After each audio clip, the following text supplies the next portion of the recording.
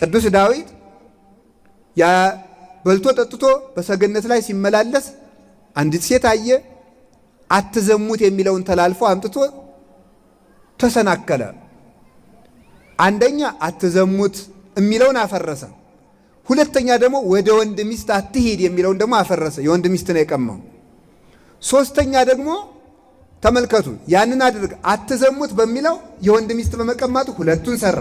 ሶስተኛ ደግሞ ከቆየማ እወቀሳለሁ ብሎ ደግሞ ባሏን አስገደለ። ሶስት ኃጢአት በአንድ ጊዜ ሰራ። በዚህ እግዚአብሔር ተቀይሞ ነበርና ቅዱስ ዳዊት ቢያለቅስ ንስሐ ገባ።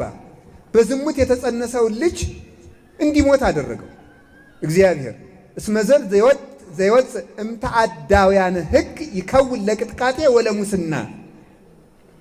ከሕግ ተላላፊዎች የሚወጣው ዘር ለጥፋት ይሆናል ይላል ሰሎሞን በጥበቡ። ሕግ ተላልፈው ከሚመሰረት በሕግ መተላለፍ ከተመሰረተ ትዳር የሚወለድ ልጅ መጨረሻው ጥፋት ነው። ይኸው ዛሬ እኮ እንኳን በቅጡ መኖር በቅጡ መቀበር እንኳን አልችል ያልን እኮ በጥፋት እየተወለድን ነው። በእውነት ማለት ትዳሩ ቅጥ ስላጣ ነው። ምንኩስናውም ክህነቱም ጵጵስናውም የሚበቅል ከትዳር እርሻ ውስጥ ነው። ሰዎች ገንዘብንና ራሳቸውን የሚወዱ ይሆናሉ። ገንዘብንና ራሳቸውን እንዲያው በሞት ያፈርሰውን እያቸዋል። አሁን ኢትዮጵያ ውስጥ የሚደረገው ግርግር ሁሉ ገንዘብና ራስን መውደድ ሁለቱ ናቸው ያመጡት። ራስን መውደድ እኔ ብቻ ልኖርበት እግዚአብሔር በፈጠረው ምድር ላይ በእውነቱ እግዚአብሔር እንደው አይጥን እንኳን እንዳትኖር ባልከለከለበት ምድር እኛ እንዳንኖር እንከልከል። ጥቅም የሌለው ትል እንዲኖር በተፈቀደበት ምድር እባብ እንኳን እንዲኖር ተፈቅዶለት እግዚአብሔር በአርአያው ፈጥሮን እንዳንኖር እንዲህ ተደረገ። ሰዎች ራሳቸውና ገንዘባቸውን ይወዳሉ። ዝሉፋን፣ አሰዳቢዎች፣ ሰዳቢዎች፣ ለስድብ የሚቀናቸው አፋቸው ለዘንዶ ዲኮ ለዚህ ነው ተመልከቱ። ሰምታችኋል አይደል? ለዘንዶ የስድብ አፍ ተሰጠው ተብሎ የለ። ዘንዶ ምንድን ነው?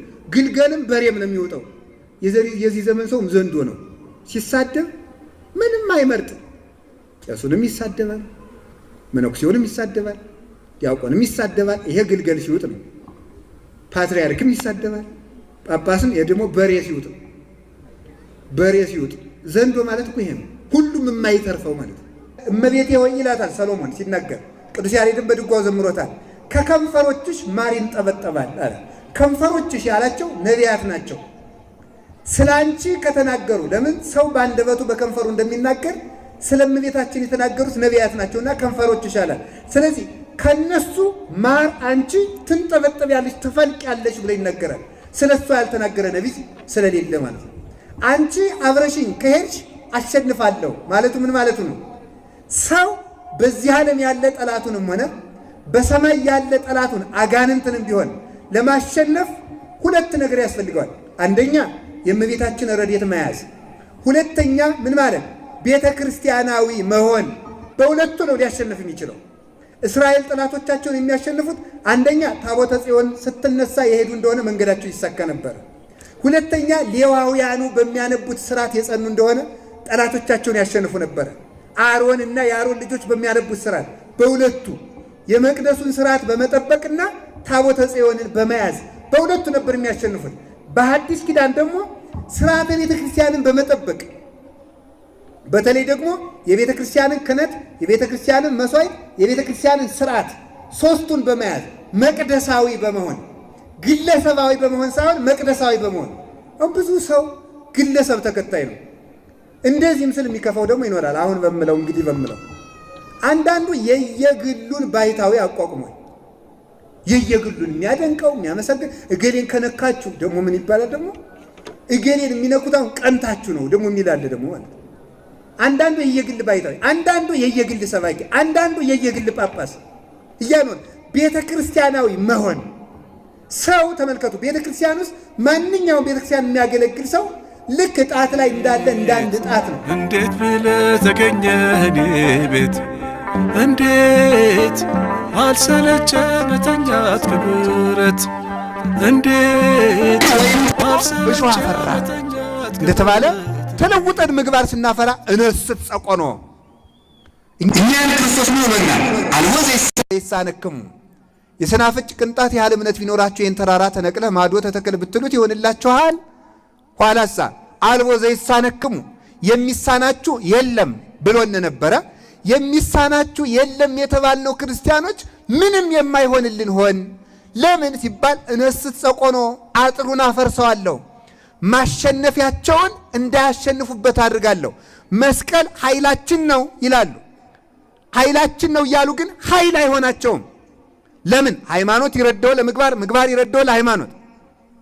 አንድ ሰው በሩን ዘግቶ ለምን ወደ ቤት ያትገባም ብሎ ደጅ ላይ የቆመውን ሰው መውቀስ የለበትም። በሩን ቆልፎ ዘግቶ እግዚአብሔር ወደኛ ገብቶ እንዳይረዳን በዝሙት በዘረኝነት በኃጢአት ተቆልፈን ቤታችንን ዘግተን እግዚአብሔር ለምን አይረዳንም ማለት አንችልም። ለዚህ ነው እኮ እሱም አለ በደጅ ቆሜ አንኳኳለሁ የሚከፍትልኝ ቢኖርማ አብሬው እራት እበላለሁ አለ። ደጅ ያለው የኛ ልቡና ነው። ለዚህ እኮ ነው ቅዱስ ዮሐንስ አፈወርቅ ክርስቶስ የተሰቀለለት ደሙ ሲፈስ የኢየሩሳሌም አለት የክርስቶስን ደም መሸከም አቅቷት ስትሰነጠቅ የአይሁድ ልብ ግን እንደተደፈነው አለ ይላል። አለት ሲሰነጠቅ የማይሰነጠቅ ጽኑ ልብ አለና እና እግዚአብሔር በበደል ምክንያት ምርኮን ያመጣል፣ ስደትን ያመጣል፣ መከራን ያመጣል። እና ቅዱስ ዳዊትም 3 በደል በድሎ ነበረ። ሰለስተ ግብራት ድህረ ፈጸመ ዘመሃርክምዎ ለዳዊት ቅድመ መሃሩኒ ሥላሴ ዳግመ ይላል አባ ጊዮርጊስ በሰላምታ ጸሎቱ ላይ። ቅዱስ ዳዊት ኃጢአትን ይጠራዋል ብያቸዋለሁ። ቅዱስ ዳዊት ያ በልቶ ጠጥቶ በሰገነት ላይ ሲመላለስ አንዲት ሴት አየ። አትዘሙት የሚለውን ተላልፎ አምጥቶ ተሰናከለ። አንደኛ አትዘሙት የሚለውን አፈረሰ። ሁለተኛ ደግሞ ወደ ወንድ ሚስት አትሂድ የሚለውን ደግሞ አፈረሰ። የወንድ ሚስት ነው የቀማው። ሶስተኛ ደግሞ ተመልከቱ፣ ያንን አድርግ አትዘሙት በሚለው የወንድ ሚስት በመቀማቱ ሁለቱን ሰራ። ሶስተኛ ደግሞ ከቆየማ እወቀሳለሁ ብሎ ደግሞ ባሏን አስገደለ። 3 ኃጢአት በአንድ ጊዜ ሰራ። በዚህ እግዚአብሔር ተቀይሞ ነበርና ቅዱስ ዳዊት ቢያለቅስ ንስሐ ገባ። በዝሙት የተጸነሰውን ልጅ እንዲሞት አደረገው እግዚአብሔር። እስመ ዘር ዘይወፅእ እምተአዳውያነ ሕግ ይከውን ለቅጥቃጤ ወለሙስና። ከሕግ ተላላፊዎች የሚወጣው ዘር ለጥፋት ይሆናል ይላል ሰሎሞን በጥበቡ። ሕግ ተላልፈው ከሚመሰረት በሕግ መተላለፍ ከተመሰረተ ትዳር የሚወለድ ልጅ መጨረሻው ጥፋት ነው። ይኸው ዛሬ እኮ እንኳን በቅጡ መኖር በቅጡ መቀበር እንኳን አልችል ያልን እኮ በጥፋት እየተወለድን ነው። በእውነት ማለት ትዳሩ ቅጥ ስላጣ ነው። ምንኩስናውም ክህነቱም ጵጵስናውም የሚበቅል ከትዳር እርሻ ውስጥ ነው።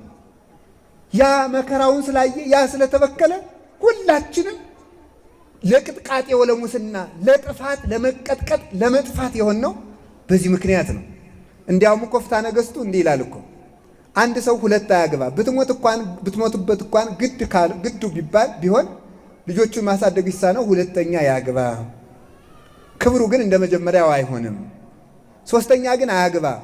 3ኛ ቢያገባ ግን ከዚያች ከ3ኛይቱ የወለደው ልጅ ቢማር እንኳን ክህነት ማምጣት አይችልም ይላል ፍትሐ ነገሥታችን።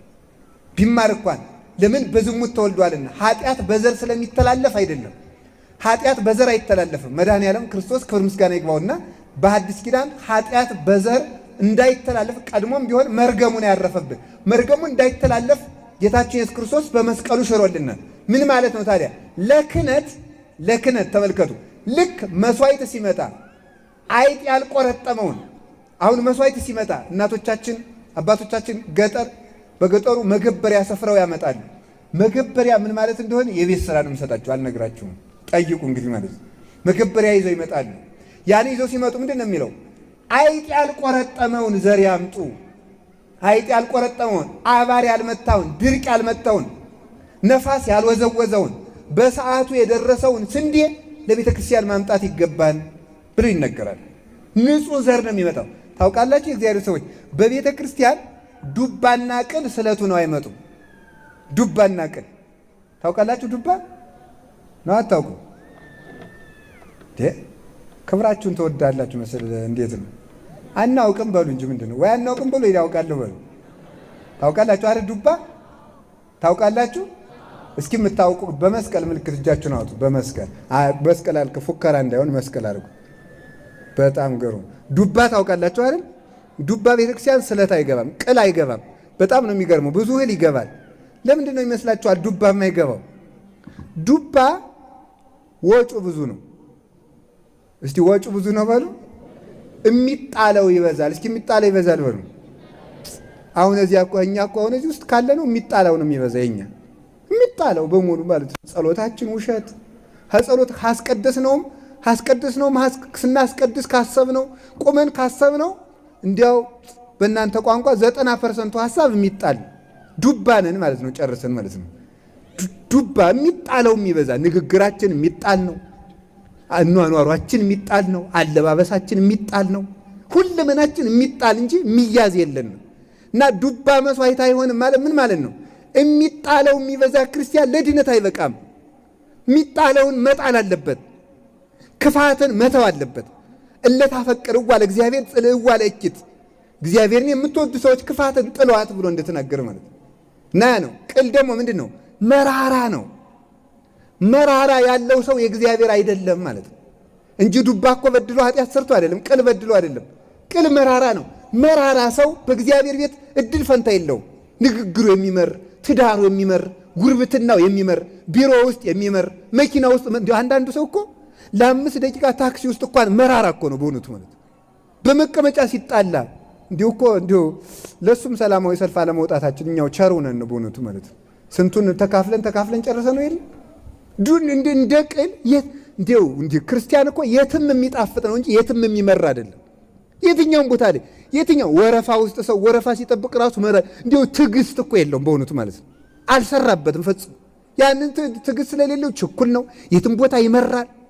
የትም እንድንጣፍጥ አምላከ ቅዱሳን ይርዳን። እና ተመልከቱ እነዚህን ነገሮች ደራርቦ ስለሰራ እግዚአብሔር ከፋው በቅዱስ ዳዊት። በኋላ ማን ላከለት? ነቢዩ ናታንን ልኮ ንስሐ እንዲገባ አደረገው። ንስሐ ገባ። ኋላ ያኛው ልጅ ሞተ። ለቅጥቃጤ ስለሚሆን ያ በክፋት የተወለደ ነው፣ ሞተ። ከመቀሰፍ ይሰውረን። ሁለተኛው ልጅ ተወለደ። ሰሎሞን ነው። ምን አለው? ሰሎሞን አለው። ሰሎሞን ማለት ሰላማዊ ማለት ነው። ከእግዚአብሔር ጋር የታረቅኩብህ ልጄ ማለት ነው። እስቲ ሁላችሁ በሉ ከእግዚአብሔር ጋር በሉ። እሺ የታረቅኩብህ በሉ እንጂ ከእግዚአብሔር ጋር የታረቅኩብህ ልጄ በአንተ ዘመን ከአምላኬ ጋር ታረቅኩ ብሎ ሰሎሞን አለ። አሁን እኛ እንዲሁ እናት አባታችን ከእግዚአብሔር ጋር በእኛ ይታረቁ ይሆን? ወልድ አብድ ያሐዝን ለእሙ ወወልድሰ ጠቢብ ያስተፌስሕ አባሁ ይላል ሰሎሞን መጽሐፈ ምሳሌ ላይ ሲናገር። ሰነፍ ልጅ ለእናቱ ሐዘን ነው። ጠቢብ ልጅ ግን ለአባቱ ለእናቱ ደስታ ነው። ሰው በልጅ ይፈወሳል። አዳም የዳነ በልጁ አይደለም እንዴ? አይደለም? አዎ መውለድ እኮ ለመንግሥተ ሰማያትም ያበቃል። እውነቴን ነው። ያገባችሁ ሰዎች ወይ ውለዱ ወይ አታግቡ። እውነቴን ነው የምነግራችሁ። ሰው ልጅ እንደሚያድን ማወቅ አለበት። ልጅ ያድናል። ለድህነት የሚበቃ ነው እንጂ ሰው ስለተጋባ በተፈጥሯዊ ግዳጅ ምክንያት ብቻ አይደለም ልጅ የሚወልድ፣ ስለሚያድን። አዳም አቤልን ወለደ፣ ሴትን ወለደ። በዚያ ተቆጥሮ እመቤታችን ተወለደች፣ እመቤታችን ክርስቶስን ወለደች። አዳም በልጁ ዳነ። እንዲሁም አባቶቻችን በቅኔያቸው ምንድን ነው የሚተርኩት? ጌታ ሰው ዳግመኛ ካልተወለደ በስተቀር መንግሥተ ሰማያት አይገባም ብሎ ነበር ይሉና ዳግመኛ ያልተወለደ ያለው ጥምቀትን ነው። ግን አባቶቻችን በምስጢር ደግሞ ምን አሉ? ዳግመኛ መወለድ እውነቱን ነው። ዳግመኛ መወለድ ለጥምቀት ብቻ ሳይሆን ሌላ ጊዜም ጠቅመዋል ይሉና ምን ይላሉ? ማርያም የአዳም ልጅ ናት። ግን ማርያም መልሳ ዳግማዊ አዳምን ባትወልድ ድኖ ድነት አይደለም ነበርና ማርያም መልሳ አዳምን ወለደችው ይላል። አዳምን ወለደችው። ስለዚህ ተመልከቱ፣ እመቤታችን የእነ አብርሃም ልጅ ስትሆን መልሳ የእነ አብርሃም እናት ባትሆናቸው እሷ አምላክን ባትወልድ ለምን ቢሉ ተመልከቱ፣ ዓለም የእሷ ልጅ ዓለምን የፈጠረ ነው።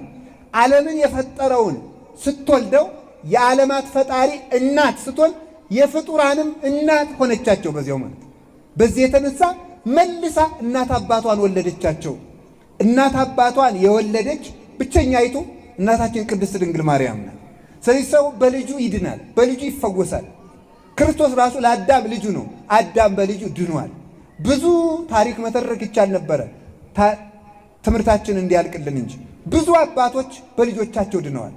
በድለው ስላልበደለው ካንተ ስለሚወጣው ዘርህ ከመከራ እጠብቅሃለሁ እያሉ እግዚአብሔር የጠበቃቸው ብዙዎች ናቸው። ስለዚህ ለእናት አባቶቻችን ድህነት ማሰብ አለብን። ቅዱስ ጳውሎስ ምንድን ነው ያለ? ማንም ለቤተሰቡ የማያስብ ነፍሰ ገዳይ ነው ይላል። ማንም ለቤተሰቡ የማያስብ ነፍሰ ገዳይ ነው።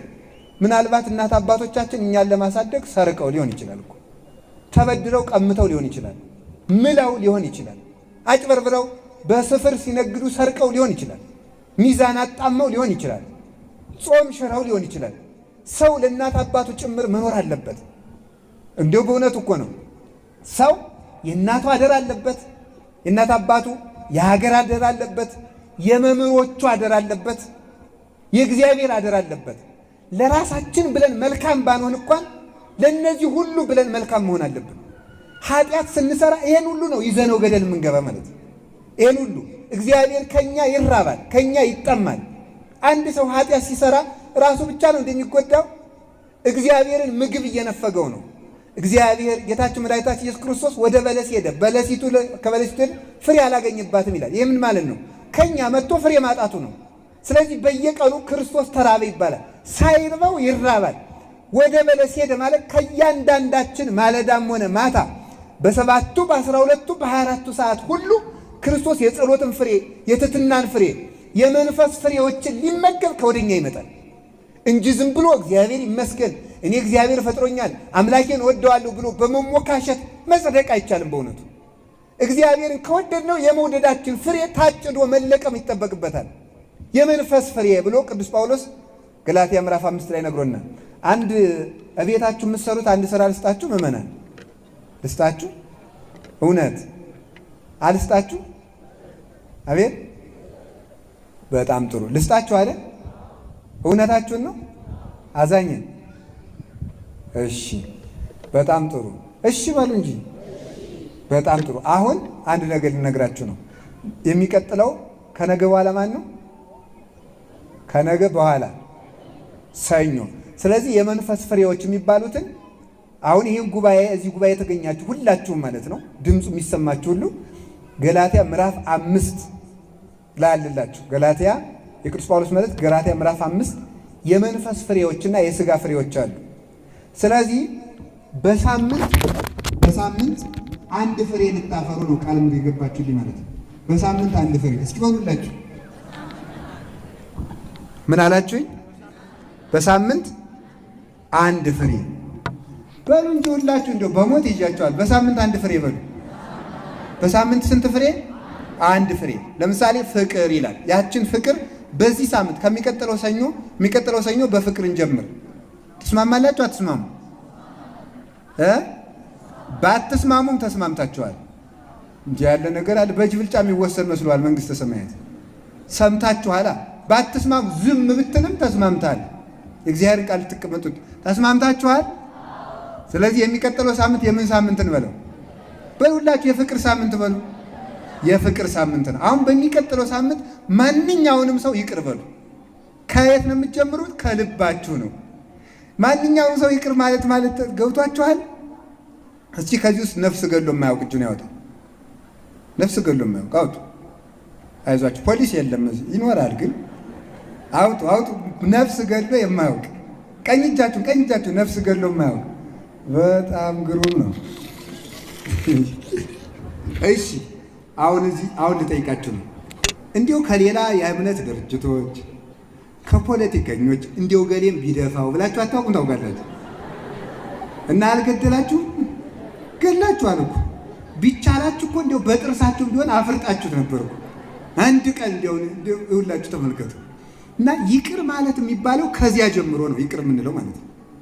ከእንደዚህ አይነት ጀምሮ ይቅር ማለት አለብን። አሁን አንዳንድ ጊዜ በቀል የማን ነው የምንለው? በቀል እግዚአብሔር ነው ብለን ግን ስንጸልይ አንተ ተበቀላቸው እንዲሁ ዋጋቸውን አሳያቸው ማለት አይደለም። እኛ እንዲጠፉ አይደለም የምንጸልየው፣ እኛ እንዲመለሱ እንጸልያለን። ዋጋውን እግዚአብሔር ያውቃል። ከልብ ይቅር ብሎ ሰው የፍቅር ሳምንት፣ የዛኛው ደግሞ የደግነት ሳምንት እያላችሁ ራሳችሁን አደጉ። ከዚያ በኋላ ጌታ ምን አለ? ያፈራውን አለ ሉቃስ ወንጌል ምዕራፍ 13 ላይ ስታነቡ ምንድን ያለ? ይቺ ዛፍ ጠበቅናት አላፈራችም፣ ምን እንበላት ነው ያለው? እንቁረጣት ነው ያለው። አላፈራችም እንቁረጣት። ስታፈራ ግን መሬቱን ያስመቹላታል አለ ዮሐንስ ወንጌል ምዕራፍ 15 ላይ። ስለዚህ አሁን ወጥቶ መግባት እንኳን ጭንቁኖብናል። ክርስቲያንን መግደል እንደ ጽድቅ ሁሉ እየተቆጠረ ነው። ክርስቲያንን መግደል ለእግዚአብሔር መስዋዕት እንደማቅረብ የደረሰበት ተብሎ የተነገረበት ዘመን አሁን ሆኗል። በክርስቶስ ደም የታተመ ሥጋ በሰላም መቀበር አቅቶት እንኳን እየተጎተተ በሳት እየተቃጠለ ነው። ይህንን ጊዜ ተመልከቱ። ለምንድን ነው? ለምን ሕፃናት ሳያፈሩ ከእናታቸው ማኅፀን የእናታቸው ሆድ እየተቀደደ ይወጣሉ? የሁሉ ችግር ለምንድን ነው? ባለማፍራታችን ነው።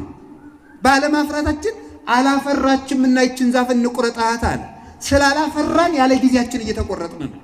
ስላላፈራን። ይሄ ደግሞ ከሰማዕትነት ገብቶ አይቆጠርልንም። አፍርቶ የተቆረጠ ነው ሰማዕት የሚሆነው። ሳናፈራ እንደ አባታችን አቡነ ተክለ ሃይማኖት የኢትዮጵያ መመኪያ ናቸው። በእውነቱ አቡነ ተክለ ሃይማኖትን የማያውቅ ሰው እንኳን ጻድቅ ሊሆን ኢትዮጵያዊም አይደለም። በእውነቱ ማለት ውደዷቸው እና አባታችን አቡነ ተክለ ሃይማኖት ሊያርፉ ሲሉ ደጋግ ልጆችህም ካንተ ጋር ያርፋሉ ሲባሉ በሽታይቱ አቡነ ተክለ ሃይማኖት ሊያርፉ ሲሉ ጌታዬ እንዲሁ ብትወደኝ ምን ነው እንዳንተ በመከራ እንድሞት ብትፈቅድልኝ አሉ። ወዳጄ ተክለ ሃይማኖት ልታርፍ ነው ሲላቸው፣ ቃል ኪዳን ልስጥ ሲላቸው እንዳንተ ሆኜ ተሰቃይቼ በመስቀል እንድሞት አትፈቅድልኝም? የመስቀልህን መከራ አታሳትፈኝም አሉት። አይ እንግዲያስ በንዳድ በሽታ ትሞታለህ፣ ያንን እንደ መስቀል እቆጥርልሃለሁ፣ እንደ ወዳጄ ጊዮርጊስም እቆጥርልሃለሁ አላቸው። ኋላ በሽታይቱ መጣች። በሽታይቱን ያዩዋታል እና ያዩዋታል። ቆይ ጸሎቴን እስከምጨርስ ቆይ አሏት። ኧረ እኔ አምላክ አዞኝ ነው እንጂ አንተን መንካት አልችልም፣ ቆይ በይ አሏት። ከዚያ በኋላ ተመልከቱ ምን አለ? በይ እንግዲህ እኔ ጋር የተዘጋጁትን ያፈራውን አብረሽ ቁረጭ አሏት። በሽታይቱን እኮ ያፈራውን ቁረጭ፣ ያላፈራው ግን እስኪያፈራ ቆይ። አባታችን አቡነ ተክለ ሃይማኖት አንዱ ደግነታቸው፣ አንዱ ቸርነታቸው እሳቸው እንደ ጻድቅነታቸው፣ እንደ መላክነታቸው፣ እንደ ንጹህነታቸው የሚገስጹ አባት ብቻ አይደሉም፣ የሚራሩም ናቸውና እድሜ ለንስሐ ያስቀጥላሉ። የሚያፈራው ይቆረጥ ነበር ያለው። እስኪ የሚያፈራው ይቆረጥ በሉ። ዛፍ የሚቆረጠው በሁለት መንገድ ነው። አንደኛ ካፈራ ይቆረጣል፣ ሲያፈራ ይቆረጣል ፍሬውን ለጎተራ ለመውሰድ። ሁለተኛ ያላፈራው የሚያፈሩትን እንዳያፈሩ ከሱ በሚዘንበው የዝናብ ጠብታ ምክንያት አጠገቡ ብዙ ጊዜ ትልቅ ዛፍ ያለበት ስር ያለ አዝመራ ይጠፋል። ለምን? የሱ ቅጠል እየሸፈነው ፀሐይ እንዳያገኝ እያደረገው ማለት ነው። ሌሎች እንዳያፈሩ ጭምር ምቀኛ የሚሆን ከሆነ እሱ ራሱም እንዳያፈራ ሌሎችም እንዳያፈሩ የሚያደርግ ከሆነ እንዲህ ያለው ቢቆረጥ ይሻላል ተብሎ ይቆረጣል። ስለዚህ እግዚአብሔር ሰዎች ያለ ጊዜያችን እንዳንቆረጥ፣ ያለ ጊዜያችን እንዳንሞት፣ ሞትንም ሳይገባን ተደፋፍረን እንዳንጠፋ፣ በምድርም ተሰቃይተን አልፈን የሰማይም ስደተኛ እንዳንሆን አፈርተን እንቆረጥ።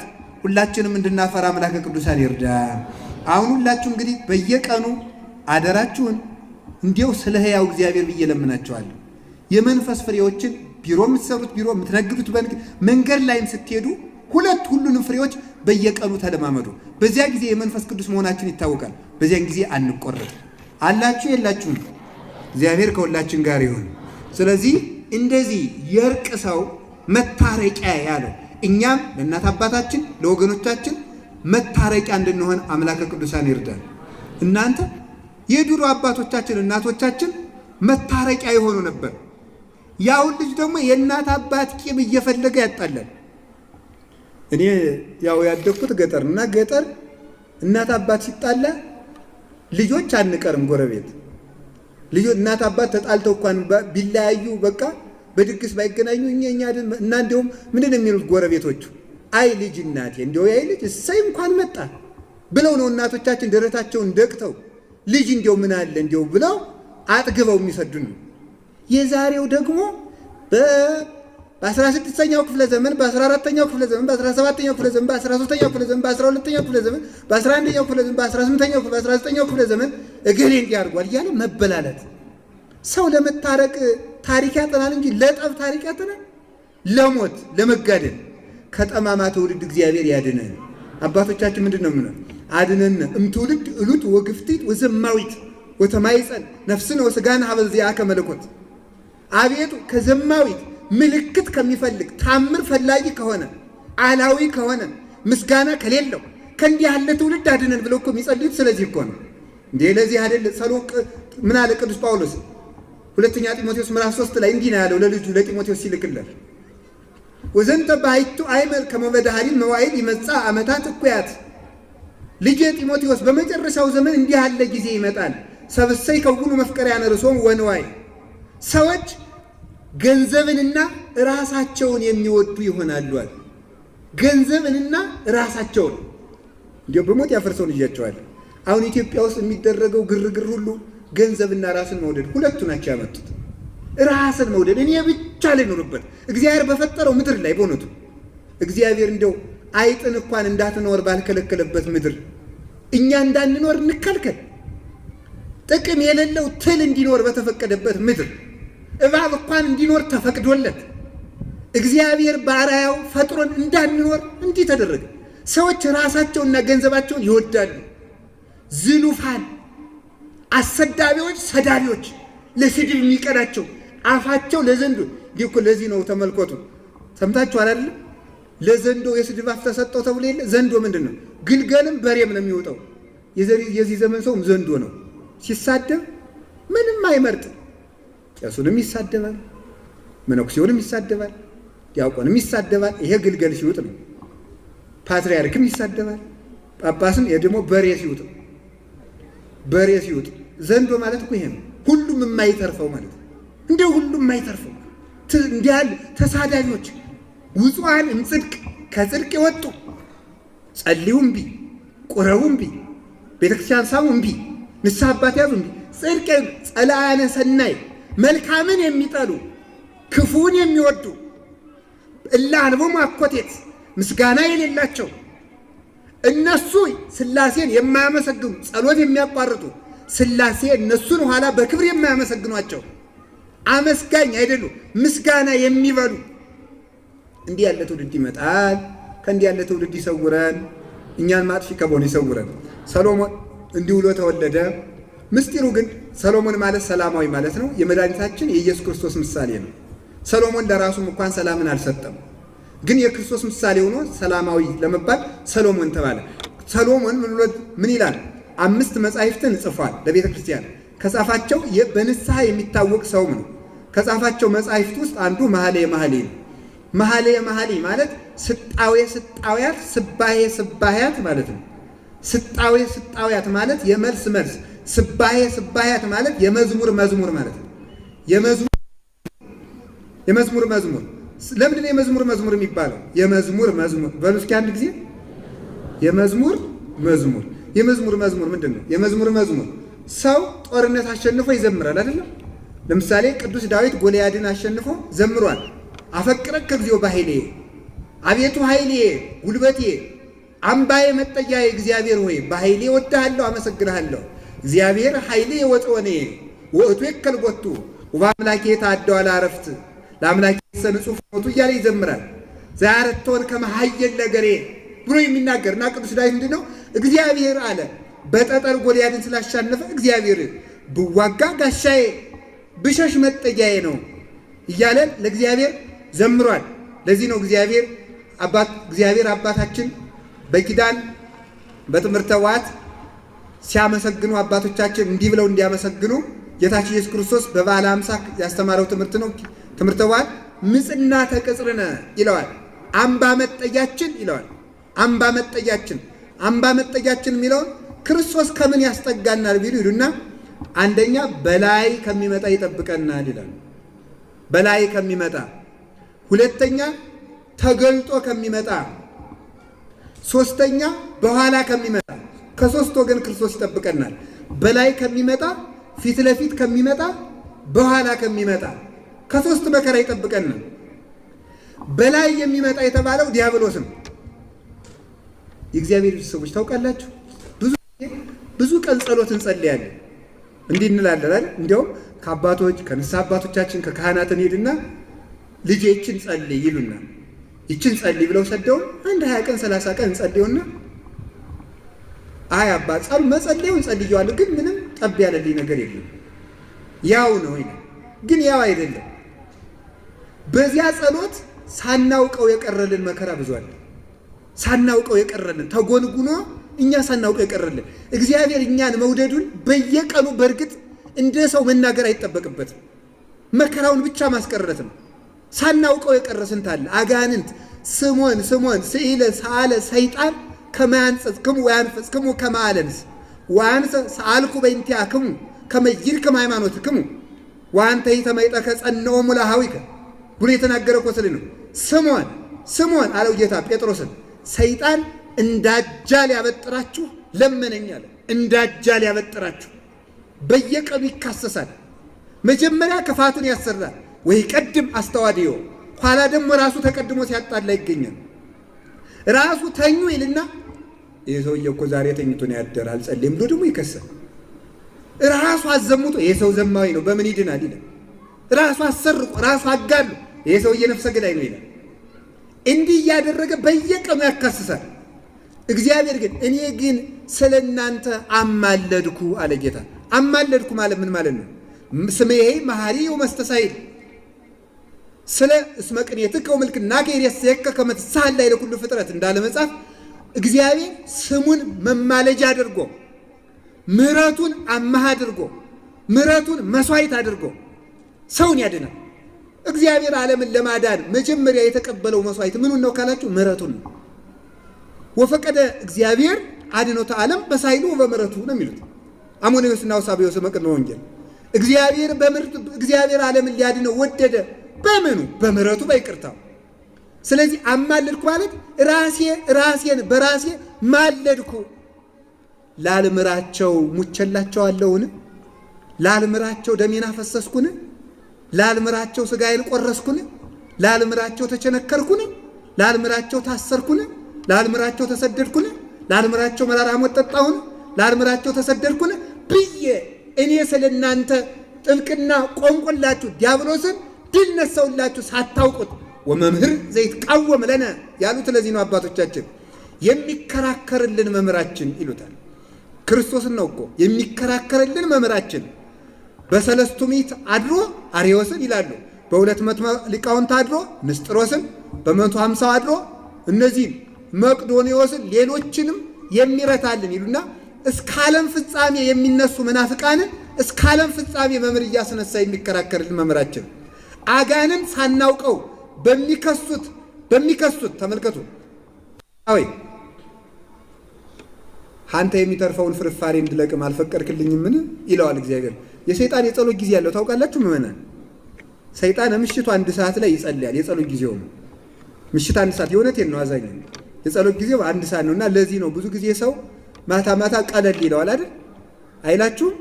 ከ6 ሰዓት እስከ 9 ሰዓት ሰው በጣም ይከብደዋል። እንቅልፍ ነው የሚለው። ለምን 6 ሰዓት እስከ 9 ሰዓት በጣም የሰው ልጅ ናላው የሚደክምበት ጊዜ ነው።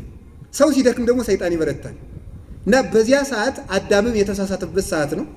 ጌታችን ኢየሱስ ክርስቶስም የተሰቀለው ለዚያ ነበር እና ሰው እንደው ቢቻለው ከ6 ሰዓት እስከ 9 ሰዓት እንደው ባይበላ ይላል። ቢቻለው ነው ደግሞ ዛሬ ማዕቀብ ተጣለብን እንዳትሉ ደግሞ 6 ሰዓት እስከ 9 ሰዓት ደግሞ እንዳንበላ ደግሞ ብሉ ችግር የለም ብቻ ባይበላ ይመረጣል። ጾም ጊዜ ግን እንዳትበሉ 6 ሰዓት እስከ 9 ሰዓት አትበሉ እና ቀን ሰው እንቅልፍ ይለዋል፣ ያፏሽገዋል፣ ያዛጋዋል፣ የሚያረገው ይጠፋዋል። ማታ ቀለል ይለዋል። ይሄ በጎኑ ተጠግቶ ሲያዛጋው እንባንባ ሲለው ብዙ ሲያስጎርሰው የነበረው ሰይጣን ለጸሎት ስለሚሄድ ነው እና ወደ 1 ሰዓት አካባቢ ሰው ቀለል ይለዋል። እና ሰይጣን የሚጸልየው ምን ብሎ መስላችሁ? አንተን የካዱትን በሕግ ላይ ያመጹትን ሶስት አትንካኝ ይላል። አንተን የካዱትን ወደው ፈቅደው ኃጢአት የሰሩትን አንተ በደም ፍሰት ይቅር ብላቸው ያንተን ቤዛነት አቃለው የከፈልከውን ዋጋ አቃለው እንደገና ወደ ኃጢአት ግንብ እንዴ ተነግሯል እኮ መጽሐፍ ኢያሱ ላይ ምን ተብሎ ተነግሯል? ኢያሪኮን የሚሰራ እርጉም ይሁን ተብሏል። እስኪ በሉላችሁ ኢያሪኮን የሚሰራ ምን ይሁን? እርጉም ይሁን። ኢያሪኮን ማን ያፈረሳት? ኢያሱ አይደለም? ኢያሱ የተባለ ማን ነው? መድኃኔዓለም ነው። ኢያሪኮ የተባለ ምንድነው? 5500 ዘመን በእኛና በእግዚአብሔር መካከል የነበረው የጥል የኃጢአት ግንድና የኃጢአት ግድግዳ የኃጢአት ግንብ ነው። ኢያሱ ካፈረሰው በኋላ ኢያሪኮን የሚሰራ እርጉም ነው እንደተባለ ክርስቶስ የኃጢአትን ግንብ በደሙ ፍሰት አፍርሶ ይቅር ካለው ከራሱ ከአባቱ ከመንፈስ ቅዱስ ጋር ካስታረቀው በኋላ እንደገና ያንን ቤዛነት አቃሎ ኃጢአት የሚሰራ ሰው እርጉም ይሁን ተብሏል። እንዲህ አድርገው አንተ የከፈልከላቸውን ዋጋ ያቃለው የሚመጡትን ስወስድ አትቀየመኝ ብሎ ይጸልያል። አላችሁ ወይ? ለዚህ ነው ተመልኩ እግዚአብሔር ሳናውቀው። ስለዚህ ምን ያህል ዛሬ ልግደለው ልቅሰፈው ሲል እግዚአብሔር በምሕረቱ እመቤታችን ተመልከን እማይዘነከ ብእሲ አባዲ የዛ ነፍሱ ንጽሕየ ፈቲ ነፍሴ የሚለውን ንጽሕየ ብለው የተረጉሙታል አባቶቻችን። እማይዘነከ ተመልከቱ ብእሲ አባዲ፣ ይሄ ሰነፍ፣ ይሄ ሀኬተኛ፣ ይሄ ክፉ ሰው አንተ ሙተህለት ሲያበቃ ኃጢአት እየሰራ ቢያሳዝንህ ልጄ ወዳጄ ሆይ ስለ እሱ የኔን ንጽሕና ከፍልለታለሁ በይልኝ ይላታል አባ ጊዮርጊስ። ስለዚህ ስለ ጎሰቆለው ተመልከቱ ምን አረግ የኔን ንጽሕና ዋጋ አድርገ ማረው ትላለህ። ስለዚህ ሳይታወቅ እግዚአብሔር ብዙ መከራ ያስቀርልናል። አሁንም ሳናውቀው ብዙ መከራ ያስቀርልን። ተሸሽገው የሚመጡት የሚባሉት እነማን ናቸው? ሰው ናቸው። ደግሞ እነዚህ የሰው አውሬዎች ናቸው። በጀርባ የሚመጡት የሚባሉት በተለይ መናፍቃን እንደዚህ ናቸው። የበግ ለምድ ለብሰው የሚመጡ ተኩላዎች የሚባሉት አዛኝ መስለው ጥቅስ እየጠቀሱ የበግ ለምድ የተባለ በግ የተባሉ ምዕመናን፣ የበግ ለምድ የተባለ የበጎች የምዕመናን ልብሳቸው ማን ነው? ክርስቶስ ነው። ኢየሱስ እያሉ የሚመጡ ክርስቶስን ለብሰው የሚመጡ ሳይለብሱ የለበሱ ነው። የበግ ለምድ የለበሱ ግን ተኩላዎች ጥቅስ ለምሰው የጥቅስ ለምድ ለብሰው የሚመጡ ማቴዎስ ጥቅስ ለምድ ለብሰው ውስጣቸው ግን ተኩላዎች። እነዚህ ተሰውረው ከሚመጡ ከመናፍቃን ሴራ ይጠብቀን። ሶስተኛ ከምኑ ፊት ለፊት ከሚመጣው እስቲ ፊት ለፊት ከሚመጣው በሉ። እነዚህ ደግሞ አሕዛብ ናቸው። ገጀራ ሰው የሚመጡት ናቸው። እነዚህ የክርስቲያን ጠላቱ ከሶስት ወገን ተሰውረው የሚመክሩ መናፍቃን ባለስልጣናት እነዚህ ናቸው። አላውያን ነገስታት ጠማሞች እነሱ አሉ። አጋንንት አሉ በላይ ያሉት ናቸው። ከዚያ ደግሞ ፊት ለፊት ደግሞ ገጀራ ዞ የሚመጣል። ወደ ፈተና አታግበኝ ማለት እሱ ነው። አድነን ተመልከቱ። ምንድነው የሚላባት ከክፉ ሁሉ አድነን እንጂ እንዳለ አይደል? ከክፉ ሁሉ አድነን እንጂ የሚለውን አባቶቻችን ተረጉሙ። በሰማይ እንደ በረዶ በምድር እንደ ዘንዶ ከታዘዘ መከራ አውጣኝ ይላል ሲተረጉሙት። በሰማይ እንደ በረዶ በምድር እንደ ዘንዶ ከታዘዘ እንዲህ ያለ መከራ አውጣኝ። ፊት ለፊት ከታዘዙ ደግሞ ልቡናቸውን አራርቶ በዘመነ ሰማዕታት እኮ ወይ ክርስቶስን ምረጡ እና ሙቱ ወይ ደግሞ ለጣዖቱ ሰገዱ ሲባሉ መርጠን ጨርሰናል፣ የእኛ ምርጫችን ክርስቶስ ነው ሲሉ እንገላችኋለን ሲሏቸው እናንተ መከራ ጨምሩብን እግዚአብሔር ክብር ይጨምርልናል ብለው ሲናገሩ በዚያ እምነታቸው ምክንያት ድንጋይ ሲወረውሩ ወደ 40 ሰማይ 40 ወታደር የነበሩት ንጉሱ የክርስቶስ መንግስት የክርስቶስ ሃይማኖት እንዳይሰበክ ጣዖት አምልኩ እያለ የሚያሰቃይ ከሆነ ከዚህ በኋላ የክርስቶስ ወታደሮች እንጂ ያንተ ወታደሮች አይደለንም ብለው 40 ወታደሮች ሲክዱ ድንጋይ ሲወረውሩባቸው ድንጋዩ እየተመለሰ የአሕዛብን ወታደሮች ይመታ ነበረ። ከነዚህ መከራ ከሁለቱ ይጠብቀናል። የእግዚአብሔር ሰዎች ክርስቶስ ከአሕዛብ ሰይፍና ገጀራ ይጠብቃል ማለት እንዳንሞት ብቻ ያደርገናል ማለት አይደለም። ጥበቃው ሁለት ነው። አንደኛ እንዳንሞት ማፍራት የሚገባን ከሆነ እንድንቆይ ይጠብቀናል። ሁለተኛ በምን ሊጠብቀን ይችላል? አሁን ሰው ሁሉ ተስፋ ቆርጧል። በእውነቱ እግዚአብሔር አንድ ልንገራችሁ፣ ከቤቱ ሰው ሲያገኝ ብቻ አይደለም አሕዛብን የሚያጠፋቸው አላችሁ። እዚያውም ሰው አስነስቶ ያጠፋል። እዚያው የት? እዚያ ነው። እንዴት አድርጎ ያጠፋል? ለምሳሌ እስራኤል ምርኮ አልነበሩም? ባቢሎን ሲሄዱ እንዴት አድርጎ ነው ያወጣቸው? ዳንኤል ነው ያወጣቸው። 3 ደቂቅ ናቸው ያወጡት። እነሱ ዱላ ዘገር ነቅንቀው ጋሻ ነጥቀው ጦርነት ገጥመዋል? አልገጠሙም። ከእስራኤልስ መስፍን ነበረ? ንጉሥ ነበር? አልነበረም። ምንድን ነው ያደረገ እግዚአብሔር? ቢባል አለቃቸዋል።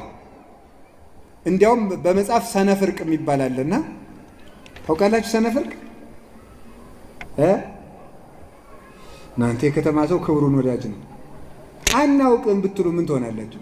እስቲ በሉ ሁላችሁ አናውቅም በሉ። እንዴም እንደሱ በሉ እንጂ ጎበዝ። አናውቅም አልል ብላችሁ እኮ ነው አገር የምታጠፉ። የማታውቁት ሁሉ ተንታኝ ነው፣ ሁሉ ሊቅ ነው፣ ሁሉ እንደው አይጣላይ ድረስ ነው። ማን ይስማ እኮ እናንተ? የሚሰማ እኮ የለም። ሰው ስንት ጆሮ ነው ያለው? አቤት 2 አይደል? አፉ ስንት ነው? ብዙ አዳምጣችሁ ጥቂት ተናገሩ ነበር ትርጉሙ እኮ። ብዙ ስሙ ጥቂት ተናገሩ። ደግሞ የዛሬ ሰው ብዙ ይለፈልፋል፣ ምንም አይሰማም። ዝም ብሎ መለፍለፍ ነው በቃ። አሁን በዚህ አርበኛ በቃ እንደዚህ ብሎ የገባውንም ያልገባውንም ሲቀባጥ ሁሉ ተቆርቋሪ ነው። ዝም እንድንል እግዚአብሔር ልብ ይስጠን። አሜን በሉ። ስለምንድን ነው ያልኳችሁ? ቅድም የጠየኳችሁ ጥያቄ ነበር። ሰነፍርቅ በሉ እንጂ በመጻሕፍት ትርጓሜ ትንቢተ ኢሳይያስ ሲተረጎም ሰነፍርቅ እስራኤልን ባቢሎናውያን የሚገዟቸው በሰነፍርቅ ነበር ይላል። አንድ ጊዜ ሁላችሁ ሰነፍርቅ በሉ። ሰነፍርቅ ማለት በመጽሐፍ ቅዱስ ትርጓሜ ምን ማለት መስላችሁ? ትርጉሙ እንዲህ ነው። አይዟችሁ እስራኤላውያን፣ እናንተማ የአብርሃም ዘሮች የደጉ የይስሐቅ ያዕቆብ ዘሮች፣ ሳምንት ነው የምንሰዳችሁ፣ ትወጣላችሁ ወደ ሀገራችሁ፣ አይዟችሁ ይሏቸዋል። ማታ ተመልሰው ልትሄዱ ባቢሎንማ ሊቆፍራት ሊኮተኩታት ነው፣ ባሪያ ሁሉ ዝም ብለህ ትገዛለህ ብሎ ይመክራል። ቀን በሰነፍርቅ ኋላ ምን ይላሉ? እዚህ ያልገባው እንዲህ ይላል፣ እኛ ባቢሎንና እስራኤል የጋራ ታሪክ ያለን ይላል። ምንም እኮ ታሪክ የላቸውም።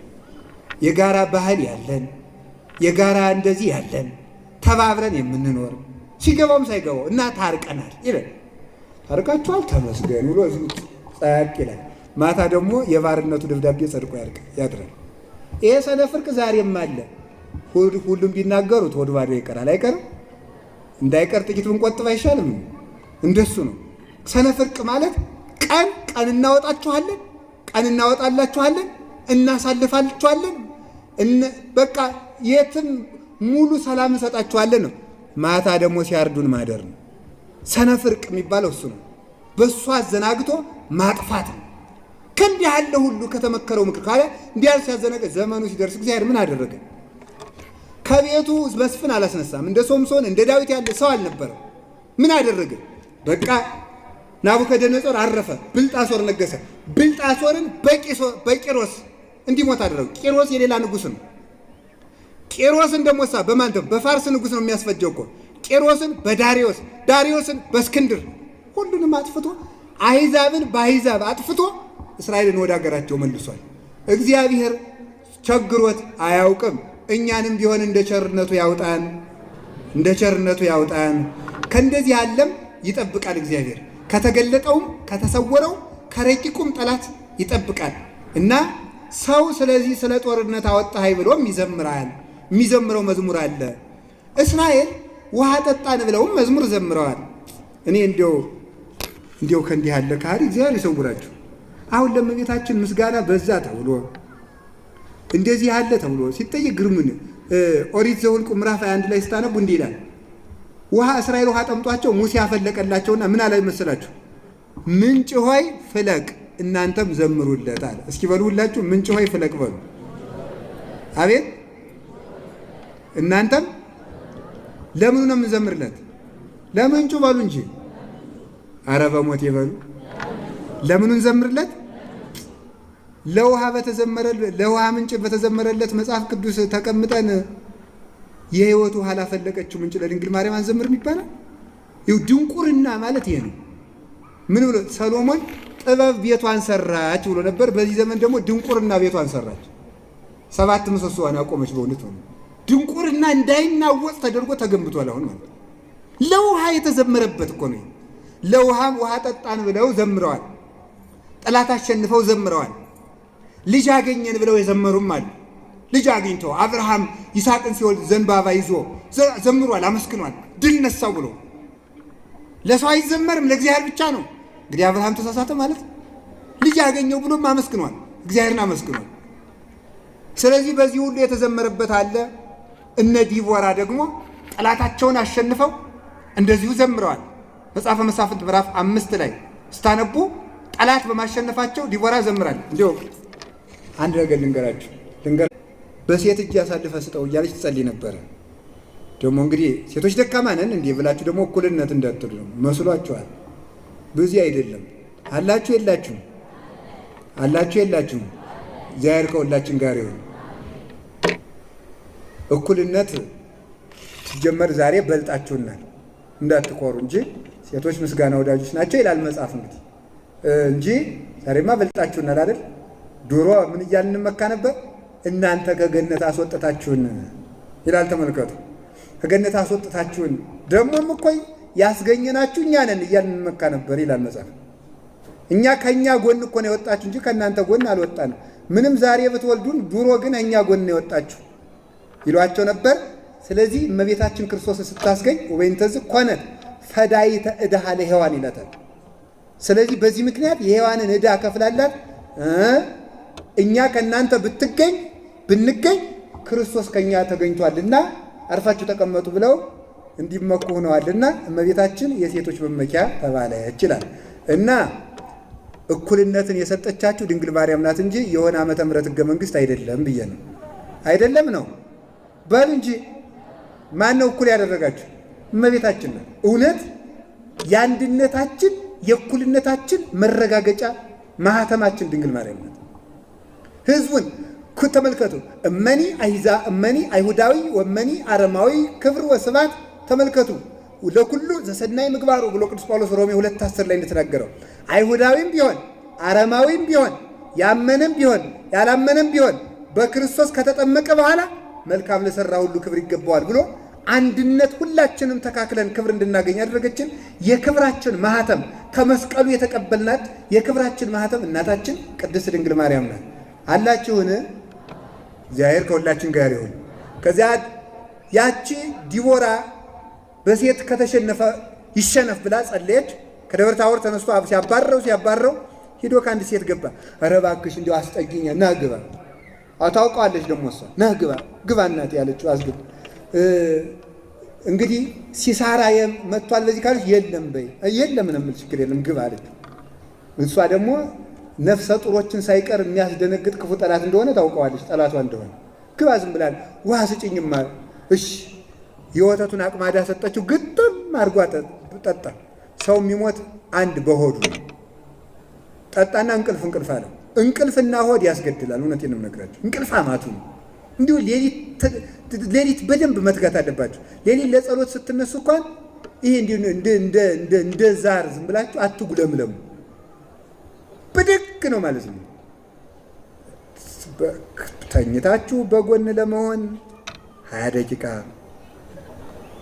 ተነስታችሁ እስከምታዛጉ 40 ደቂቃ፣ ጉጭ ብላችሁ ደግሞ ወደ አንድ አቅጣጫ እስከምታየው 1 ሰዓት፣ ከዚያ በኋላ ደግሞ እንደ አልጋውን እስከምትሉት 1 ሰዓት፣ እስከምትታ 1 ሰዓት፣ በቃ እዚያ በኋላ ደግሞ ዙሮ ለጥ። እንደዚህ እኮ አይደረግም። እውነቴን ነው። አፈፍ ብሎ እንዲሁ አሁን እስኪ አንድ ሀሳብ ልንገራችሁ። አሁን ሁላችሁ እንቅልፍ እምቢ አለኝ ይላል ብዙ ሰው። ሌሊት ለምን አትጸልይም? ጸሎት ለምን አትጸልይም? ቢዚ ነኝ ይላል። ግሩም ነው እኮ አሁን ምንም ቢዚ ያላደለ ሰው ነው አዛኝ። ታዲያ እግዚአብሔር ለቅዱሳን 25 ሰዓት ሰጥቷቸው ነው እንደዚህ አድርገው የበቁት። ሌሊት ለምን አትጸልይም ሲባል እንቅልፉ ይላል። አንደኛ ማታ አይናችሁን በፌስቡክ ፍዝዝ ስታረግ ታመሻላችሁ። የእውነቴን ነው የምነግራችሁ። እያያችሁ ተተትሚና ደግሞ ሌሊት ተነስታችሁ ደግሞ ምን ተብሎ አድሮ ይሆን ብሎ ደግሞ መልሶ እዚያው እንዴት ብላችሁ ነው እናንተ? እውነት ብክነት እኮ ነው። በዚህም ይጠይቅ። አይን እኮ ብድር ነው የተሰጠ እግዚአብሔር ቁም ነገር እንድናይበት። ማታ ያስመሸዋል ሰይጣን። አንዱ ሰው ሌሊት ለጸሎት እንዳይነሳ አንዱ ተንኮሉ ማታ ማስመሸት ነው። ያንን ያደርግና ሲያበቃ ተመልከቱ። እዚያ ሌሊት በቃ ምን ያደርገዋል?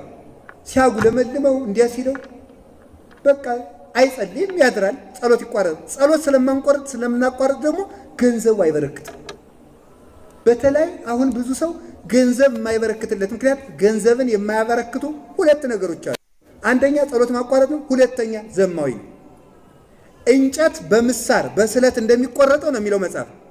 ትልቅ ግንድ በተሳለ ምሳር እንደሚቆረጠው የተከማቸን ሀብት ንዶ ቆርጦ የሚጥል ዝሙት ነው ይላል። በራሳችሁ ሕይወት ብዙዎቻችሁ ምስክር መሆን ትችላላችሁ። በእውነቱ ማለት እየፈረድኩባችሁ አይደለም። ኃጢአቱን እግዚአብሔር ነው የሚያውቀው። ሁላችንም ኃጢአተኞች ነው።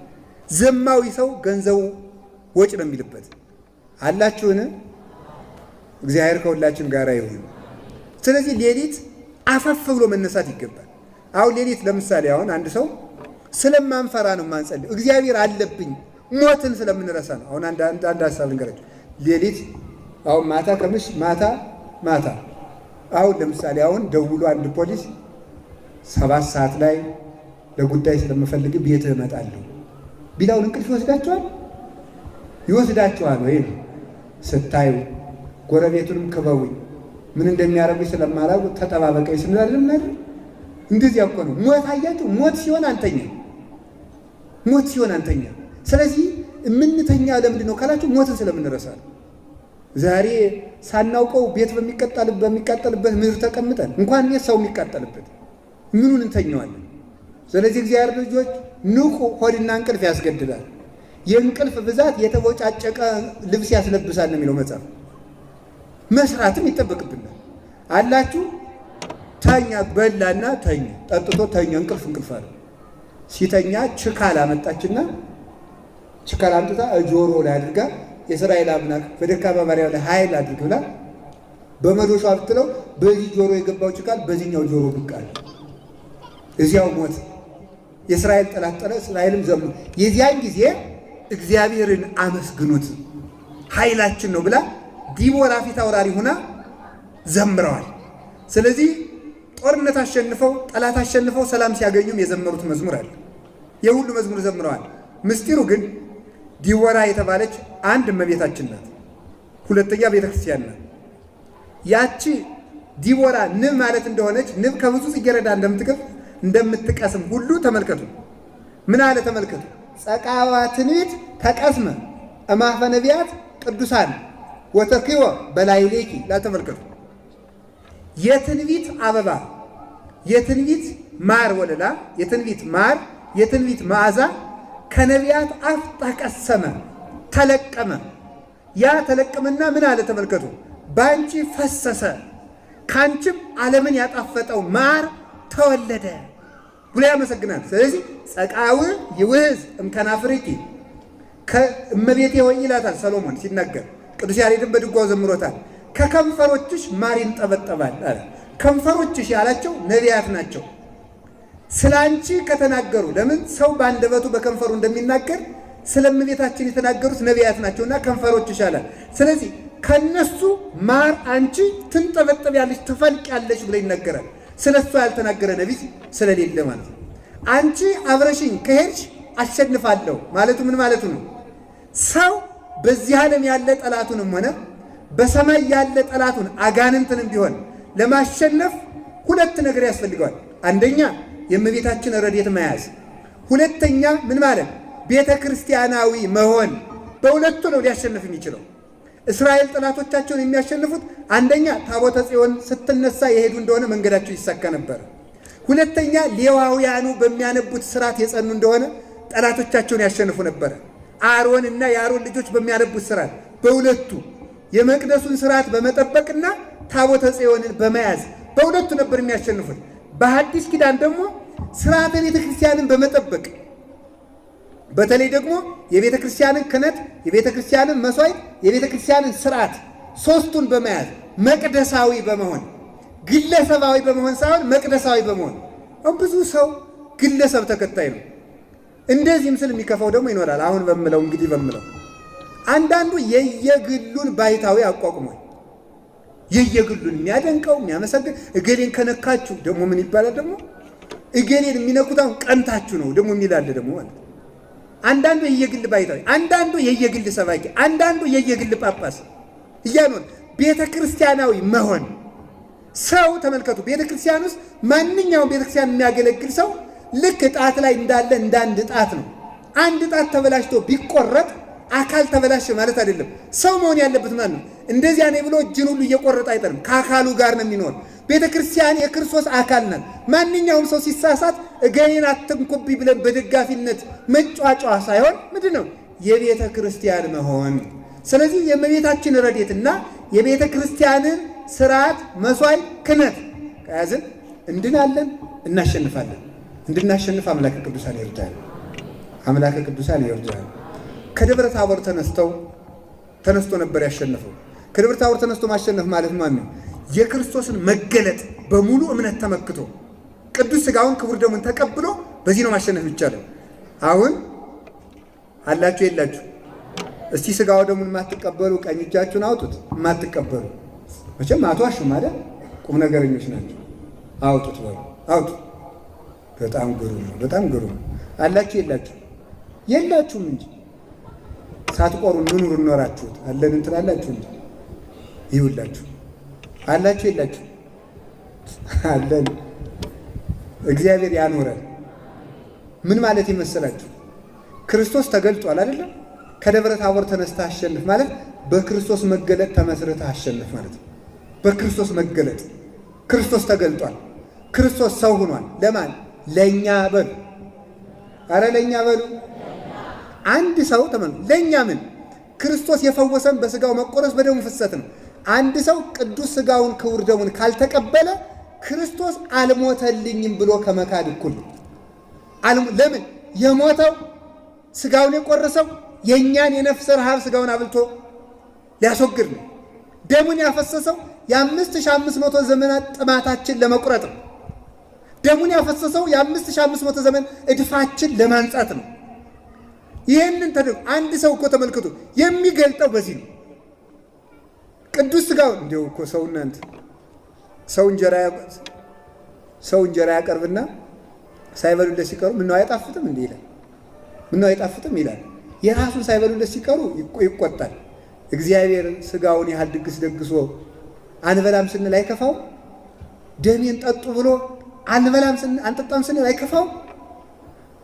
ታዲያስ ከደብረ ታቦር ተነስተ አሸንፍ ተብሎ ክርስቶስን ይዛ አሸንፍ ተብለን ሳለን ክርስቶስን አልባ ቤተ ክርስቲያን አትጠፋም፣ ተደራጅተን እንጠብቃታለን። በፉከራ ነው እንዴ?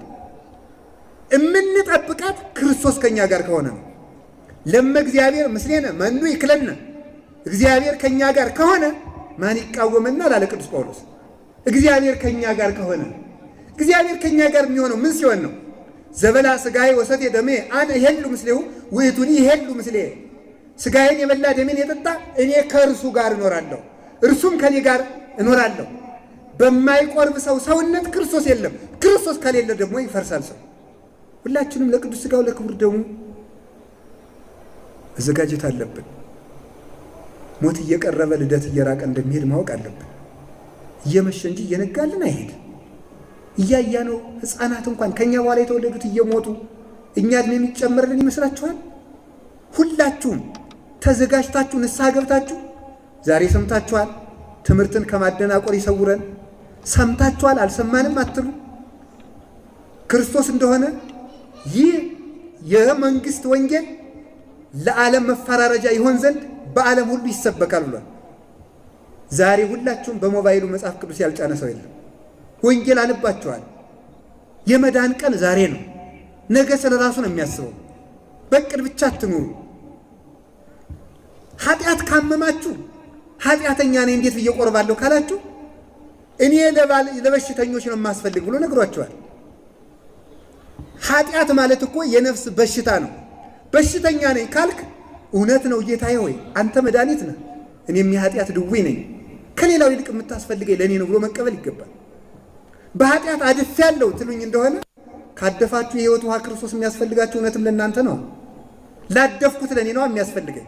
የታጠበማ ታጥቧል። ተመልከቱ። ለመመሃር ከነ ተመልከቱ። እኛን ብትመር እኛን ኃጢአተኞችን ብትምረን አሚሃ ትሰማይ መሐሬ፣ ያን ጊዜ እውነትም አንተ መሐሪ ትባላለህ አለ ቅዱስ ዲዮስቆሮስ። ምንድን ነው ረሃብተኛ ነኝ ቃለ እግዚአብሔር አላውቅም ካላችሁ እውነትም የሕይወት እንጀራ ክርስቶስ ያስፈልጋችኋል። ለእኛ እኮ ነው የሚያሻል። ስለዚህ ዛሬውኑ መወሰን ይጠበቅብናል። ነገ ንስሐ አባት መያዝ ይጠበቅብናል። ተናዘዙና ለቅዱስ ሥጋው ለክቡር ደሙ ተዘጋጁ። የእውነቴን ነው። እግዚአብሔር ዓለምን ያስተካከላት በ12 ደቀ መዛሙርት ነው። እዚህ ውስጥ ያለው ሰው በጣም ብዙ ነው። እኛ ብቻችን ከተስተካከልን ኢትዮጵያን ማስተካከል እንችላለን። እኛ ብቻችን ቤተ መንግስት ውስጥ ወዳለው እንቶ ወይም እዚያ ላይ የተቀመጠን ሰው እንቶ እኛ እንስተካከል እንጂ እግዚአብሔር በእኛ ላይ ኃይሉን ገርጦ አገር ያስተካክላል። ለእኛ የተስተካከለ መሬት ይሰጠናል፣ ምድር ይሰጠናል እግዚአብሔር። እስቲ እንዲያው እንዲያው በእውነት ትንቢተ ኢሳይያስ ስታነቡ እግዚአብሔር እኮ እንዲህ ነው የሚለው፣ ለምኑኝ ብቻ እኮ አይደለም እዘዙኝ ነው የሚለው እኮ። እግዚአብሔር እኮ የእኛ አባት ብቻ አይደለም አገልጋይም ጭምር እኮ ነው። ውሃ የሚቀዳልን እኮ ነው። እንደ ደመና ዝናብ ሲያመጣ እኮ ውሃ ቀጅ ሆኖ እያገለገለ እኮ ነው ፍጥረቱ። እንደሱ ያለ ትሑትስ ማን አለ? እስከዚህ ድረስ ወርዶ በአንድ የበለስ እንጨት ፍሬ በአንድ የበለስ ፍሬ እግዚአብሔር በለስን አትብሉ ያላችሁ ነፍጓችሁ ነው ተብሎ ዲያብሎስ ሲያመው እንኳን የበለስ ፍሬ ሥጋዬን ሳበላቸው ልግስናዬን ተመልከት ብሎ ደሜን ሳጠጣቸው ተመልከት ብሎ እስከዚህ ድረስ የወደደን አምላክ ነው። ለእኛ ምን እንደሚደረግልን አይታወቅም። ሁላችንም እግዚአብሔር ልብ ይስጠን። እንዲህ ብለው አሸንፉ። አሁን ስለዚህ የዘመሩት አለ ድሮ። ስለዚህ የተዘመረ መዝሙር አለ። ከዚህ የሚበልጥ መዝሙር ስላለ መኃልየ መኃልይ ተባለ። ከዚህ የሚበልጥ መዝሙር ምንድን ነው? በእውነት ከመዝሙር የሚበልጥ መዝሙር ስለ ጦርነት የሚዘምሩት አይደለም። ስለ እንጀራ መብላት የሚዘመረው አይደለም። ስለ ውሃ መፍለቅ የሚዘመረው አይደለም። ቤት ስንዘራ የምንዘምረው አይደለም። ልጅ ስናገኝ የምንዘምረው አይደለም። ስንሸለም የምንዘምረው አይደለም። ትልቁ መዝሙር ከመዝሙር ሁሉ የሚበልጥ መዝሙር ማለት ስለምንድን ነው? ስለ ድንግል ማርያም የሚዘመር መዝሙር። ለምን ሲባል ከነገር ሁሉ የአምላክ ሰው መሆን ይበልጣል። ከነገር ሁሉ ከፍጥረት ሁሉ አምላክን መውለድ ይበልጣል። ነቢዩ ስለ አምላክ ትንቢት ይናገራል።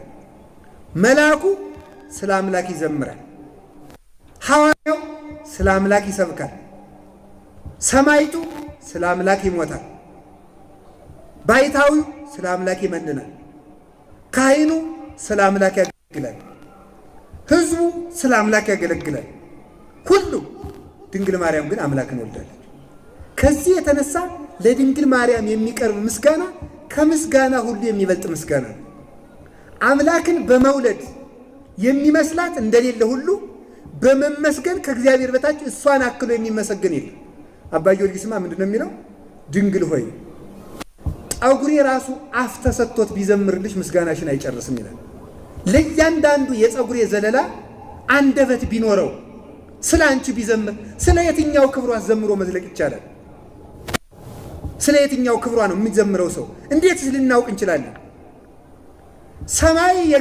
ሰማይ ዙፋኔ ነው፣ ምድር የእግሬ መረገጫ ናት ያለን ጌታ እንዴት አልጠበበውም? እንዴት ማዕፀኗ ወሰነው ብሎ ማሰብ ከሊና በላይ ነው። ይህን ማወቅ እንደማይቻል በዚያውስ ላይ ኢይትከሀሎ ለአንስት ያውህዝ ሀይበ ዘእንበለ ተራክቦቶን ምስለ እደው ሴቶች ከወንድ ካልደረሱ ጡት ወተት ማፍለቅ አይችሉም። ድንግል ማርያም ግን በድንግልናዋ አምላክን የማሳደጓን ነገር ድንግልናዋ ያለመለወጡን ነገር መልአኩ እንኳን እስከማያውቅ ድረስ የነገራት መልአክ እስከማያውቅ ድረስ እሷም ራሷ እስከማታውቀው ድረስ እሷ ራሷ በድንግልና መውለዷን እንጂ እንዴት በድንግልና እንደጸነሰችው ሌላው ቀርቶ እሷ አታውቅም። ከሌላው በበለጠ እሷ ታውቃለች። ከነቢያት፣ ከሐዋርያት፣ ከሰማዕታት፣ ከደናግል፣ ከመነኮሳት፣ ከቅዱሳን መላእክት፣ ከሐዋርያት ከዚህ ሁሉ በላይ ስለ እግዚአብሔር ልታውቅ የምትችል ብቸኛይቱ የነገረ እግዚአብሔር መምህርት ድንግል ማርያም ናት። ያንን አውቃ እንኳን እሷም ቢሆን ማርያምን ትቤን ተጾረቶ በከርሳ ተመልከቱ ሪክዎ ሀቀፍክዎ ወስንኩ ጠይቆቶ ይላል ቅዱስ ያሬድ። እግዚአብሔርን አውቃለሁ ብለህ ትፍጨረጨራለህ እንዴ? ኢሳይያስ እንኳን አየው ግን አላወቀውም፣ እገሌም አየው አላወቀውም ይላል። አረ ሌላውን ተወው፣ በማኅፀኗ የታቀፈችው ድንግል ማርያም እንኳን አላውቀውም ትላለች ይችላል። ይህንን ማወቅ እንደማይቻል ብዙ ጊዜ ይነገራል። ልንገራችሁ። አንድ ቀን ቅዱሳን ሐዋርያት እንዲያው ግን ጌታን እንዴት አድርገሽ ወለድሽው? እንዲያው በሞቴ ንገሪን አሏት። እረ ይሄ ነገር አይሆንም ተው አለቻቸው። እንዲያው ንገሪን፣ አንቺ እንኳን ችለሻዋል፣ እኛ ስለመስማት አሏት። በሉ እስቲ ልንገራችሁ ብላ ቸር አይደለች መቼስ ልትነግራቸው ጀመረች። ከሁልጊዜ ከማውቀው መልአክ የበለጠ መልአክ መጣ። ቀኝ ክንፉን ዳሰሰው፣ ህብስተ ሕይወት ሆነ፣ በልቶ አበላኝ። ግራ ክንፉን ዳሰሰው፣ ጽዋ ሕይወት ሆነ፣ ጠጥቶ አጠጣኝ። ካፊያ አረሰረሰኝ። የቤተ መቅደስ መጋረጃ ቤተ መቅደስ በሳት ታጠረች ብላ ደግሞ ሌላ ምስጢር ልትነግራቸው ስትል ቅዱስ ገብርኤል መጣ። እናንተ ዳስደነገጣቸው። እሷ ላለበቃችሁ ክብር ሳትበቁ እሷ የምታውቀውን እናውቃለን ብላችሁ ዓለምን ያለ ጊዜው አጥፍታችኋት ነበር። የማይቻለውን የቻለች እሷ እንደሆነች ይህን እውቀት መቻል የምትችልም እሷ ናት። እመቤታችን አምላክን መቻሏ ብቻ ሳይሆን እሷ የቻለችውን እውቀት ያህል ቢነገር ተመልከቱ፣ ማወቅ አይደለም። ድንግል ማርያም ያወቀችው ዕውቀት ቢነገር ሰማይና ምድር መሸከም አቅቷቸው ያልፋል። እንዲህ ከዚያ በኋላ ምን አሉ? አስደነገጡ፣ ደነገጡ። ኋላ እስከዚህ ግን ተናግረዋለች አይደል? ሊቃውንት ከጀመረችውማ የጀመረችውን ባይሆን እንተርጉመው ብለው ተረጎሙ። ያልነገረችንን አንነካም፣ የነገረችንን እንተርጉመዋልና መልአክ የተባለ እግዚአብሔር አብ ነው። ብሩህ መልአክ የተባለ በመልአክ አምሳል ተገልጦላታልና ቀኝ ክንፉ እንዳሰሰው ህብስተ ሕይወት ሆነ፣ ግራ ክንፉ እንዳሰሰው ጽዋ ሕይወት ሆነ፣ በልቶ አበላኝ ጠጥቶ አጠጣኝ ያለችው ይላሉ ብቻን መውለድን ቀምሷ ቀመሰኝ ማለቷ ነው ይላል። ብቻን መውለድን ቀምሷ ቀመሰኝ። እሱ አብ ያለ እናት ወለደና እኔን ያለ አባት መውለድን ሰጠኝ። ይህን ሰጠኝ ማለቷ ነው። ደግሞ እሱ የብቻው አባቱ እንደሆነ እኔም የብቻው እናቱ እንደሆነ አደረገኝ። እሱ ብቻ የአምላክ አባት አምላክ እንደሆነ እኔ ብቻ የአምላክ እናት ነኝ። ግን ደግሞ እሷ በፍጡርነቷ አብ በፈጣሪነቱ ይህንን ስትል ነው ብለው ተርጉመውታል።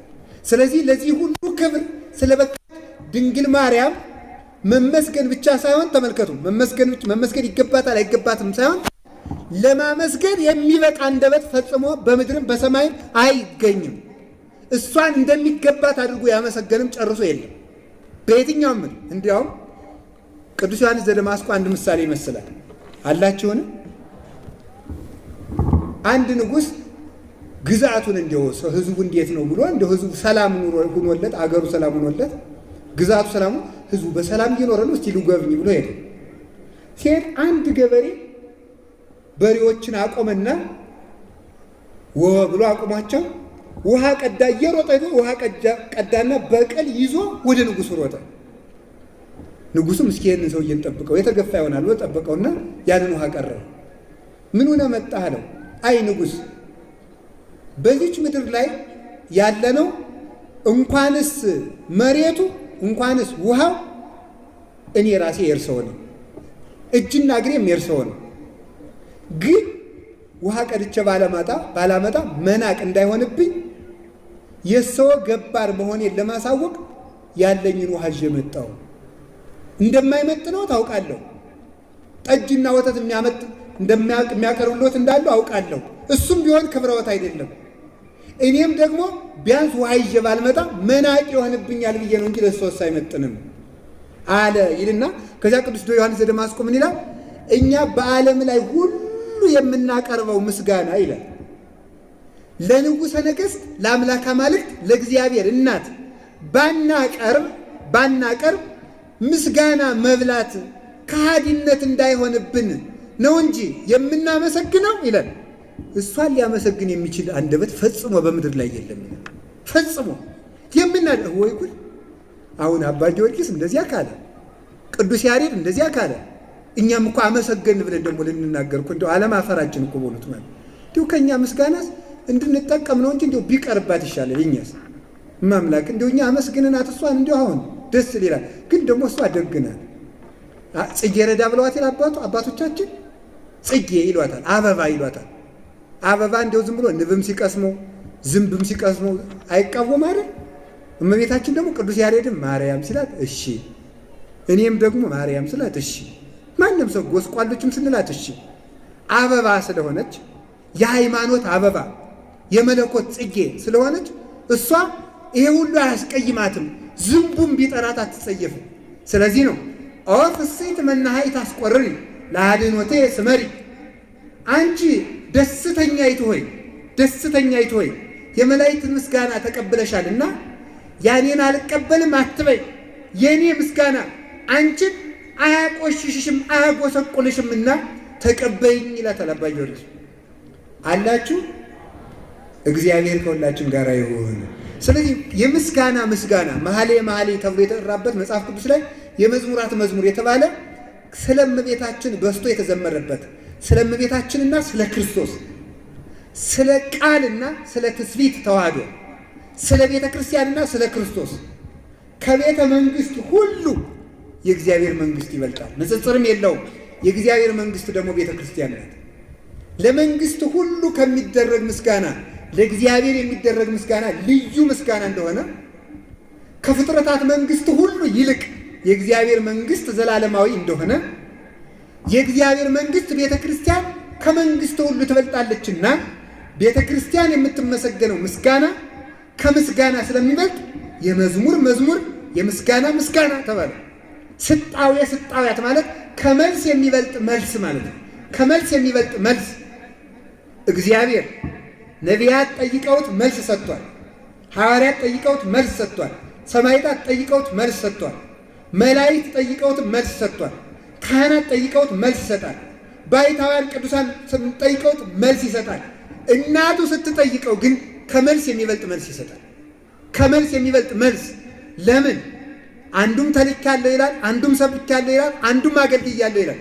እሷ ስትቀርብ ግን በጉንጮች ላይ ስላፈሰስኩት እንባዬ፣ አንተን አዝሎ ስለተንከራተተው እግሬ፣ አዝዬ ስለተንከራተትኩበት ጀርባዬ፣ ስለ ሳሙ ከንፈሮቼ፣ ስለወሰነች ማኅፀኔ፣ ስለታቀፎች ክንዶቼ፣ ስለ እነዚህ በላይ ማር ስትለው ከሌላው ሁሉ በበለጠ የእሷን ይሰማል።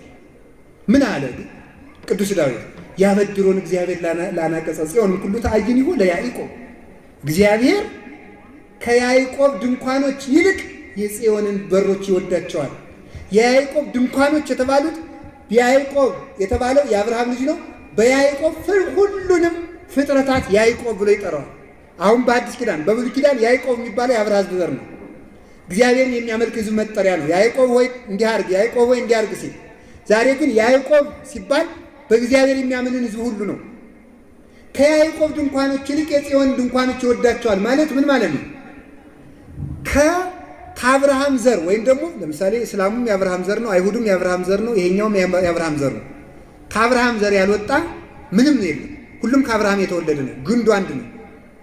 በዓለም ላይ ካሉት የአብርሃም ዘሮች ከሆኑ ሴቶች ሁሉ ይልቅ እግዚአብሔር የድንግል ማርያምን ሕዋሳት ይወዳቸዋል። የድንግል ማርያምን ሕዋሳት ሰዓታት ስንጸልይ በይንተ አይዳዊሃ እላሃ ቀፋከ ስላቀፉ ክንዶቻ በይንተ ዘባና ተይተባል በይንተ ከናፍሪሃ ብለን የምንማጸንበት ምክንያት ስለዚህ በዚያውም ላይ ሌላው ከእግዚአብሔር ቤተ ክርስቲያን ውስጥ የማማለድ የማስተማር የመተርጎም የመጸለይ ብዙ ነገር የመሰዋት የመባረክ ስልጣን የተሰጠው አለ። ለድንግል ማርያም ግን የተሰጣት የእናትነት ስልጣን ነው። ስለዚህ ምን አለ? እስመ ረከብኪ ሞገሰ በኀበ እግዚአብሔር፣ በእግዚአብሔር ዘንድ የእናትነት ባለሟልነትን አግኝተሻልና። የእናትነት ባለሟልነት ይህንን ይዘው ሊቃውንቱ ምን አሉ? ወስሉት ስምኪ በኀበ እግዚአብሔር፣ ስምሽ በእግዚአብሔር ዘንድ የሰለጠነ ነው። የሰለጠነ ነው። ሌላው ስም ከሚጠራው በላይ ሌሎች ስሞች ሁሉ ተጠርተው ጸሎት ያርግና በሷ ስም ምን ይላል?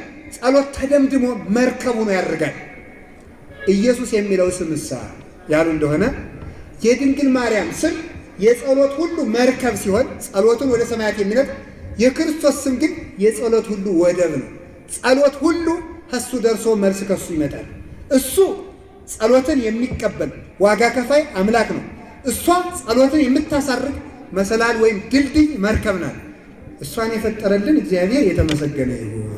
ስለዚህ እመቤታችን የምትጠይቀው ጥያቄ ከሁሉ ስለሚበልጥ ምዳል ለኪ ይደሉ ዘምኩሎሙ ቅዱሳን ተሰአሊ ለነ ኦ ምልዕተ ጸጋ፣ ምልዕተ ጸጋ፣ ምልዕተ ክብር ሆይ ከቅዱሳን ሁሉ ይልቅ ትለምኝልን ዘንድ ላንቺ ይገባል። እስኪ በሉ ከቅዱሳን ሁሉ ይልቅ በሉ። ትለምኝልን ዘንድ ለማን ይገባል? ላንቺ ይገባል። ከዚህ የተነሳ ነው መኃልየ መኃልይ የተባለ። በዚህ በመኃልየ መኃልይ ዘሰሎሞን ከቀረቡት ምስጋናዎች አንዱ እመቤታችን በርግብ ተመስላለች። እሷን ብቻ አጠር አድርጌ በተወሰነች ደቂቃ እናገርና ወደ ቤታችሁ ሂዱ። አይሻልም? ይሻላል። ወደ ቤታችሁ አይደል?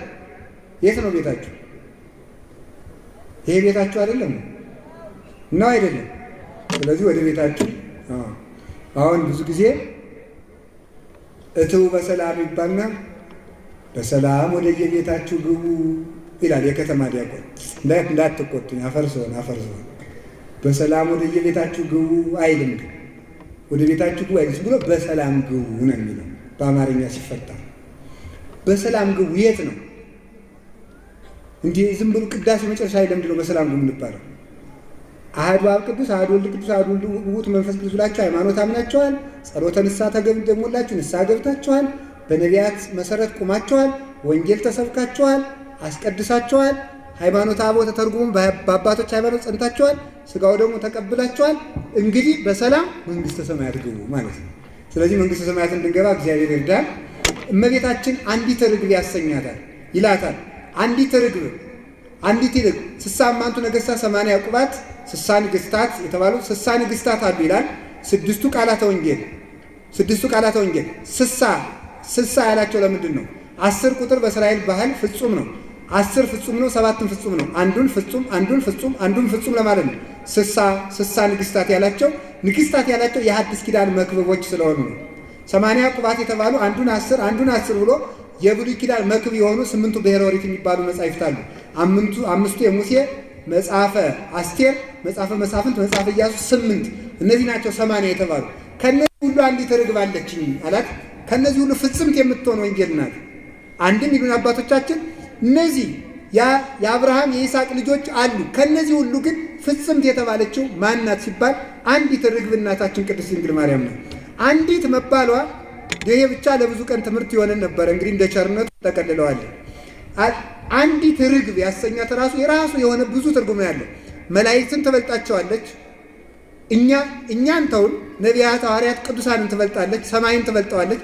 መላእክትን ራሱ የምትበልጥበት ድንግልና አላት። ለምሳሌ መላእክት ድንግል ቢሆኑ አንደኛ በደል በሌለበት ዓለም ሆነው ነው፣ የሚያሳስት የለም። ድንግል ማርያም ድንግል የሆነችው ስህተት በበዛበት ዓለም ሆና ነው። መላእክት ባይበድሉ በማይበድል አካል ሆነው ነው። 4 ባህሪ የለባቸውም። እሳት፣ ውሃ፣ ነፋስነት የለባቸውም። ሰው በእሳትነቱ ይተኩሳል፣ በነፋስነቱ ይቸኩላል፣ በመሬትነቱ ተስፋ ይቆርጣል፣ በውሃነቱ ይቀዘቅዛል፣ ብዙ ነገር አድርጎ ይበድላል። የ4ቱ ባህሪያት አለመስማማት ሰውን ለበደል ይዳርጉታል። መላእክት ግን የማይበድል አካል ይዘው ነው። ድንግል ማርያም ግን አዳም የወደቀበትን አካል ይዛ ያልወደቀች፣ አዳም በበደለበት ዓለም ሁና ያልበደለች መሆን መላእክትን የሚበልጥ ድንግልና አላት። መላእክትን የሚበልጥ ድንግልና። ስለዚህ መላእክትም ደናግላን ናቸው። መላእክት አያገቡም፣ አይጋቡም። የሆነ ሆኖ ግን ተመልከቱ፣ በማይበድል አካል፣ በማያሳስት ዓለም፣ በማይሳሳት አካል እየኖሩ ስላልበደሉ መላእክትን አናደንቃቸውም። ከማን አንጻር? ከድንግል ማርያም አንጻር አናደንቃቸውም። ሶስተኛ መላእክት በድንግልናቸው አምላክን አይወልዱበትም።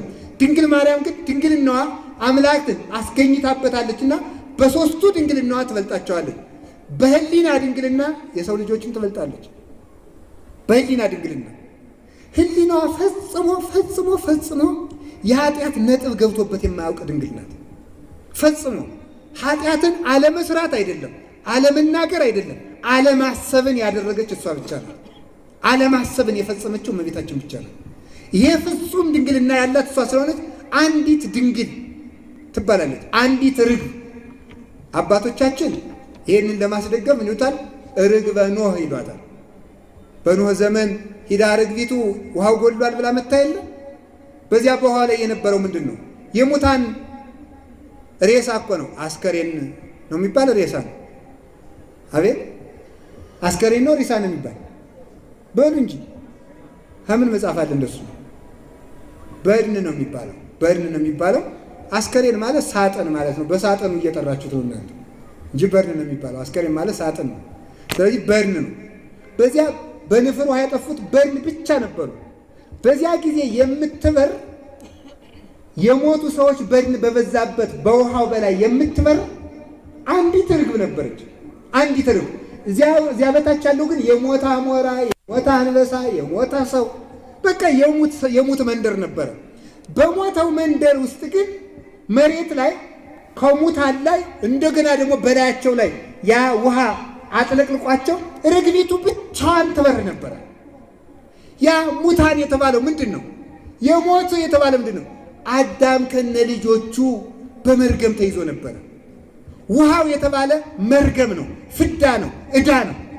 በዚያ በሙታን መንደር አንዲት ርግብ ብቻዋን ትበር ነበር። ማለት አንዲቱ ድንግል ማርያም ብቻ 5500 ዘመን በባርነት ከተያዘው ተለይታ በንጽህና ክንፍ ትበር ነበረ። እሷ ብቻ ከዚህ መርገም ነፃ ነበረች፣ ከዚህ ዕዳ ነፃ ነበረች። በእውነት እመቤታችን ከሞት በንጽህናዋ መርከብ ልታስጠጋን የሚቻላት ጫጭቶቿ የምንሆን እኛን በክንፎቿ አስጠግታን ወደ ሕያዋን ሀገር ይዛን ልትበር የሚቻላት የሕይወት ርግብ ናት እመቤታችን። በዛ ዘመን መርገሙ ላለመኖር ውሃውን ከሙታን መሃል ሕይወት ያላት እሷ ብቻ መሆኗ እሷ እንደገና ደግሞ ርግብ ይዛ ቄጠማ ይዛ የመጣችም እሷው ናት። ለዓለም ሕይወትን ወልዳ ያመጣችለት እሷ ናት። ሔዋን ለዓለም ሞትን ስትወልድለት ድንግል ማርያም ደግሞ ለዓለም ሕይወትን ወለደችለት። የሕይወታችን እናት ናት። ማርያም ማለት የሕይወታችን እናት ሶበ ወለደት ብእሲት አምጻት ሕይወተ ለዓለም። ሴቲቱ ክርስቶስን በወለደች ጊዜ ለዓለም ሕይወትን ወለደችለት ይላል አቡሊዲስ ሊቀ ጳጳስ ዘሮሜ ሲናገር ሃይማኖተ አበው ላይ። ጌታ ምን አለ? እኔ ትንሣኤና ሕይወት ነኝ አለ። ትንሣኤና ሕይወት ነኝ አለ ዮሐንስ 11:25 ላይ። ትንሣኤና ሕይወት ካለ ማርያም ማለት የትንሣኤያችን እናት ማለት ነው። የትንሣኤያችን እናት፣ የሕይወታችን እናት። ፀሐይ ነኝ አለ ክርስቶስ፣ የዓለም ብርሃን ነኝ አለ።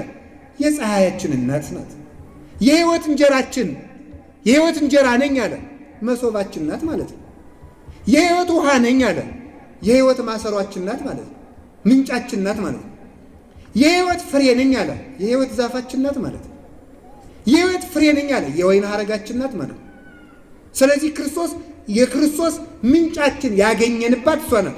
ሰው ወደ እመቤታችን ጸልዮ ክብር ያገኛል ሲባል እንዲያው ጥቅም ገንዘቡ ይበረክትለታል ግን ያገኛል ክብር ያገኛል የተባለ ክብር የተባለ ክርስቶስን ነው። ሰው ወደ ድንግል ማርያም ሲጸልይ የሚያገኝ ክርስቶስን ነው። ክርስቶስን አግኝቶ ይመለሳል። አንዲት ርግብ በመባለው የተባለችው ስለዚህ ነው። አባቶቻችን ርግበ ዳዊት ይሏታል። ቅዱስ ዳዊት እንዲህ የሚል ቃል ተናግሮ ነበረ። ወመጽአኒ ድንጋጤ ሞት ፍርሃት ወረአድ አሐዘኒ። ሞት መጣብኝና ደነገጥኩ ፈራሁ፣ የሞት ረአድ ድንጋጤ ያዘኝ ይላል ቅዱስ ዳዊት። ከዚያ ምን ይላል? መኑ ተመልከቱ እሞሃበኒ ክንፈ ከመርግብ እስርር ዋይርፍ ይላል። ሞትን ፈራው ይላል ቅዱስ ዳዊት። እሺ ብለን ስንጠይቅ ከሞት የማመልጥበት የርግብ ክንፍ ማን በሰጠኝ? ከሞት የማመልጥበት የርግብ ክንፍ ማን በሰጠኝ? ርግብ አትሞትም እንዴ? አሁን ለቅዱስ ዳዊት የርግብ ክንፍ ብንሰጠው ማምለጥ ይችላል ከሞት? አይደለም። ሞትን ያመለጠች ርግብ ሰምታችሁ ታውቃላችሁ? የለችም። ግን ሞትን ያመለጠች አንዲት ርግብ አለች። ያቺ ማን ናት? ድንግል ማርያም ናት። ምን አለ ቅዱስ ጳውሎስ? ሞት የኃጢአት ደመወዝ ነው አለ ሮሜ 6 ላይ። ሞት የኃጢአት ደመወዝ ነው። ሞት የኃጢአት ደመወዝ ስለሆነ ድንግል ማርያም ደግሞ ኃጢአት የለባትም። ኃጢአት ስለሌለባት ሞት በሷ ላይ ስልጣን የለውም። ስለሌለው ነው ስጋዋን በመቃብር አፍርሶ ማስቀረት ያልቻለው። ስጋዋ ከነፍሷ ጋር ተዋህዶ ልጇን ተከትሎ እንዲያርግ የተደረገበት ምክንያት ስለዚህ ነው። ሞት የኃጢአት ደመወዝ ነው። እሷ ደግሞ መርገም በበዛበት ዓለም ቡርክት ስለሆነች ወደ ቡርክቲቱ የመርገም ዋጋ የሆነው ሞት መቅረብ ስላልቻለ የድንግል ማርያምን ነፍስ የድንግል ማርያምን ስጋ መያዝ አልተቻለውምና ምን ማለት ነበር ቅዱስ ዳዊት? ሞትን የማመልጥበት የርግብ ክንፍ ማን በሰጠኝ ማለት ሞትን የማመልጥበት የድንግል ማርያምን ክንፍ ማን በሰጠኝ እያለ ነበር። ራዕየ ዮሐንስ ምዕራፍ 12 ላይ ስታነቡ ወተውህባ ለኢቲ ርግብ ተመልከቱ ክንፈ ከመዛአቢይ ንስር፣ ለዚያች ርግብ እንደ ንስር ክንፍ ያለ ታላቅ ክንፍ ተሰጣት፣ ዘንዶውንም አመለጠችው ይላል። ለዚያች ርግብ እንደ ንስር እንደ ታላቅ ንስር ያለ ታላቅ ክንፍ ተሰጣት ይላል። ይህ ንስር የተባለ ክርስቶስ ነው። በማቴዎስ ወንጌል ምዕራፍ 24 ላይ ምን ይላል? ሀባ አለው ገደላዬ የተጋባው አንስርት ብሎ ራሱን ሐዋርያቱን ንስር ብሏቸዋል። እሱ ደግሞ የንስሮች አለቃ ሆኖ ደግሞ ተመስሏል። በትንሣኤው ከአራቱ ኪሩቤልን በንስር ሲመሰል ትንሣኤውን ነው የሚያስረዳው። በአንበሳ ሲመሰል ኃያልነቱን ነው የሚያስረዳው። በላይም በገጸ ላይም ሲመሰል መስዋዕትነቱን ነው የሚያስረዳው። በሰው ሲመሰል በገጸ ሰብ ሲመሰል ሰው መሆኑን ነው የሚያስረዳው። ስለዚህ ንስር የተባለ ክርስቶስ ነው። እንደ ንስር ያለ ክንፍ ተሰጣት የተባለው ክርስቶስ ሞትን በስልጣኑ ድል እንዳደረገ እሷ ደግሞ በልጇ ቸርነት ሞትን ድል የምታደርግበት የንጽህና ኃይል ተሰጣትና ከሞት አፍ ከዘንዶ አፍ አምልጣ ስጋዋ ከነፍሷ ጋር አረገ ብሎ ይነገራል። እመቤታችን አረገች የሚባለው ስለዚህ ነው። ስለዚህ ሞትን ያመለጠች ርግብ እመቤታችን ናት። ሞትን ያመለጠችው ርግብ እኛንም ከሞት ትሰውረን። ሞትን ያሸነፈችው ድንግል ማርያም ብቻ ናት። ለምን? ሞት የኃጢአት ደመወዝ ነው፣ ኃጢአት ስለሌለበት። ከቃሉ ጋር ናችሁን? እግዚአብሔር ከሁላችን ጋር ይሁን። አባቶቻችን ሰሎሞን ደግሞ ኒ ሀቤንቲያየ ርግበ ሰናይት፣ መልካማ ርግብ ድንግል ማርያም ንጽሕት ርግብ ነይ ወደ እኔ ይላታል። በርግብ ሲመስሏት አባቶቻችን ርግብ ዓይኗ የጠራ ነው። ከፍ ብላ ስትመለከት የንስር የጤፍ ፍሬ እንኳን ታያለች፣ እንደ ንስር የጤፍ ፍሬ። ድንግል ማርያም የሰው ምንም አይነት ችግሩ አይሰወራትም። ከዚህ የተነሳ ምን ተባለች? ርግብ። ፈጥና መድረሷን ለማመልከት ክነፈ ርግብ በብሩር ዘግብር ወገባሃትያን በሐመልማለ ወርቅ አለ ቅዱስ ዳዊት። ጎኖቿ በወርቅ የተለበጡ ወርቅ የተባለ ንጽሕናዋ በብሩር ዘግብር የጠራች ፈጥና የምትደርስበት ደግሞ ክንፍ ያላት። እንዲያውም አባቶቻችን ምንድን ነው የሚሉት? አይናችን ጭፍን አድርገን ግልጥ ከማድረጋችን በፊት ወይም ገልጠን ከመጨፈናችን በሚቀድም ሁኔታ ድንግል ማርያም ለሰው ፈጥና ትደርሳለች። ከዚህ የተነሳ ፍጥነቷን ለመግለጥ ባለ ርግብ ባለ ክንፍ ተባለች። ከሞት ማምለጧን ለማመልከት ክንፍ ያላት ርግብ ተባለች። ዓይኗ የጠራ ነውና የሚሰወራት ምስጢር ስለሌለ ምን ያልተባልከው ምን ተባለች? ርግብ ተባለች። ችግራችን ሁሉ ቆጥራ ታውቃለች። በእውነት የእግዚአብሔር ቤተሰቦች አሁን አንዳንድ ሞኛል አሁን እኔ በዚህ በኢትዮጵያ በዓለም ላይ 1 ሚሊዮን የድንግል ማርያም ቤተክርስቲያን ቢኖር 1 ሚሊዮን ሁሉ ማርያም ድረሽ ብንላት የትኛው ልትገኝ ነው ይላል። አሁን ይሄ እንግዲህ ከባድ ክደት ነው፣ ጥያቄ መሆኑ ነው ማለት ነው። ተመልከቱ። ምን ተሰጥቷታል ነው ያልኳቸው? የተሰጣት ምንድነው? ፍጥነት። እስኪ ፍጥነት በሉ። እስኪ አንድ ሐሳብ ልንገራችሁ። የቅዱስ ሚካኤል ቤተክርስቲያን አለ። በአንድ ሺህ የቅዱስ ሚካኤል ቤተክርስቲያን ብንጠራው ቅዱስ ሚካኤል በአንድ ደቂቃ ነው። ለምሳሌ 3 ሰዓት ከ50 ላይ ሁላችንም ሚካኤል ድረስ ብንለው ከየትኛው ይደርስ? አቤት ከሁሉም በሁሉም ቦታ የሞላማ እግዚአብሔር ነው ይሏቸዋል። እንዴት ታረጉ? በሁሉም ቦታ የሞላ እግዚአብሔር ነው። እንዴት ብሎ ነው የሚገኝ? ፍጥነት ነው። እስኪ ፍጥነት በሉ። ቅዱሳን እመቤታችን ብቻ አይደለችም። የቷ ግን ከሌሎቹ ይበልጣል። ቅዱሳን ከጊዜ ውጭ የሆነ ፍጥነት፣ ከቦታ ውጭ የሆነ ርቀት አላቸው። ምን ማለት ነው? ቦታ የማይጋርደው ርቀት አላቸው። ርቀት ስላላቸው ቅዱሳን መላእክት ተራራ ይጋርዳቸው። ለምሳሌ ከሰማይ ወርደው እኛን ለመርዳት ሲወርዱ ይህን ሰማይ ቀደው አይደለም የሚወርዱት፣ ቦታ ይጋርዳቸው። በሐዋርያት ሥራ ላይ እንደተጻፈው ቅዱስ ሚካኤል ቅዱስ ጴጥሮስን ከእስራት ለማውጣት የወህኒ ቤቱን ደጃፍ ከፍቶ አይደለም የገባ፣ እንደተዘጋ ነው የገባ። ቦታ አይጋርዳቸውም። ስለዚህ ከቦታ ውጭ የሆነ ርቀት አላቸው። ጊዜ የማይገድበው ፍጥነት አላቸው። በተመሳሳይ ቦታ በተለያየ ቦታ በተመሳሳይ ጊዜ ጉዳይ መፈጸም የሚችሉበት ኃይል ከእግዚአብሔር ተሰጥቷቸዋል። ስለዚህ ምና ኃያልነታቸውን ለማመልከት እሳት ይላቸዋል። ፈጣን መሆናቸውን ለማመልከት ነፋስ ይላቸዋል። ስለዚህ ምና ዘይሬስዮም ለመላእክቱ መንፈሰ ወለሌታ ያክወነደ እሳት፣ አገልጋዮችን የእሳት ነበልባል ያደርጋል፣ ነፋስ ያደርጋቸዋል ብሎ ቅዱስ ዳዊት ተናገረ። ስለ ፍጥነታቸው ነፋስ፣ ስለ ኃያልነታቸው እሳት ብሎ ጠርቷቸዋል። እንኳን ለሌላው ለመቤታችን ተሰጥቷታል። በማዘን በመራራት ፈጥኖ በመድረስ ግን ድንግል ማርያምን የሚመስላት የለም። አላችሁን? ቃና ዘገሊላ ሁሉም ሰው እየበላ እያለ ታውቁታላችሁ። ታሪኩ ፈጥኖ ወይን ማለቁን የተረዳ ማን ነበረ? እመቤታችን ነበረ። የሁላችንን ያለቀብንን ነገር ፈጥና የምታውቅልን እመቤታችን ናት። ፈጥና የምትረዳልን እሷ ናት። ርግብ የተባለችው እሷ ናት። ደግሞ እውነቴን ነው የምነግራችሁ፣ እመቤታችን ለትልልቅ ጉዳዮች ብቻ አይደለም፣ ትንንሽ ነገሮቻችን ሁሉ ግድ የሚላት እናት ናት። የምታስብ ስለምንበላው ስለምንጠጣው፣ እንዲያው በእውነቱ በትንንሽ ነገሮች እንኳን ቢሆን አሁን እንዲሁ አንድ መምህር አሉ የኔታ እና ምን አሉ፣ አንድ ጥያቄ ሲጠይቁ እንዲሁ እግዚአብሔር ቢመልሱለት አልገባዋልና አይ እንግዲህ እግዚአብሔር ያውቃል አላቸው። ኧረ እግዚአብሔር አይደርስም እኔም አውቀዋለሁ አሉ። እግዚአብሔር የሚያስደርስ አይደለም እኔ ያውቀዋለሁ። ይሄን ይሳል በእውነቱ ማለት ነው። እመቤታችን አሁን እንደው ትልቅ ሰውን በትንሽ ነገር አይደፈርናል። እንዲሁ እመቤታችን ግን እንዲሁ ጠላ አምሮኛል ብትሏት እንኳን የሚከፋት አይደለችም። እውነት በጣም ትንንሽ ነገሮች ሁሉ ለዚያ ነው ከዚህ የተነሳ ርግብ ያሏል። ፈጥናም የምትደርስ እሷን የሚመስል የለምና አንዲቱ ርግባችን እንላታለን። አላችሁን? እግዚአብሔር ከሁላችን ጋር ይሁን። ርግብ የዋሂት ናት። የዋህነቷ ምንድነው መሰላችሁ? ርግብ ጫጭቶቿን ብትገሉባት ጎጆዋን ካላፈረሳችሁ አትሄድም። ዝም ብላ እዚያው ነው የምትቀመጥ። እመቤታችንም ካልካድን በስተቀር ምን ኃጢአት ብንሰራ ትጸየፈን? ከዚህ የተነሳ አንዲት አዛኝ፣ አንዲት ርሪት፣ አንዲት ፈጣን አፍጣኒተ ረድኤት ማርያም በጊዜ ምንዳቤ ዋጸባ፣ አንዲት ንጽሕት፣ አንዲት ከሞት የምትጋርድ እናት አለችን። ብቻዋን የሚቻላት ይህ የተሰጣት ከአምላክ ዘንድ እሷ ናት። ርግበ ጊዮርጊስ ሐዲስ ይሏታል። ርግበ ጊዮርጊስ ሐዲስ መስተጋድል ይሏታል። ጊዮርጊስ የሚባል ሌላ ጊዮርጊስ ነው፣ አዲስ ጊዮርጊስ ነው። ሲገርፉ ብለው ነገ የምናጠፋበትን እስከምንመክር ድረስ ወህኒ ቤት ይደር ብለው በቁስል በሙሉ አሰቃይቶ አይኑን አውጥተው ወህኒ ቤት ጣሉት። በመስኮት ገብታ ሁለት ክንፎቿን ርግብ ናት መታ ሁለት አይኖቹን አበራችለት። ያቺ ርግብ ማን ነበረች? እመቤታችን ቅድስት ድንግል ማርያም ነበረች።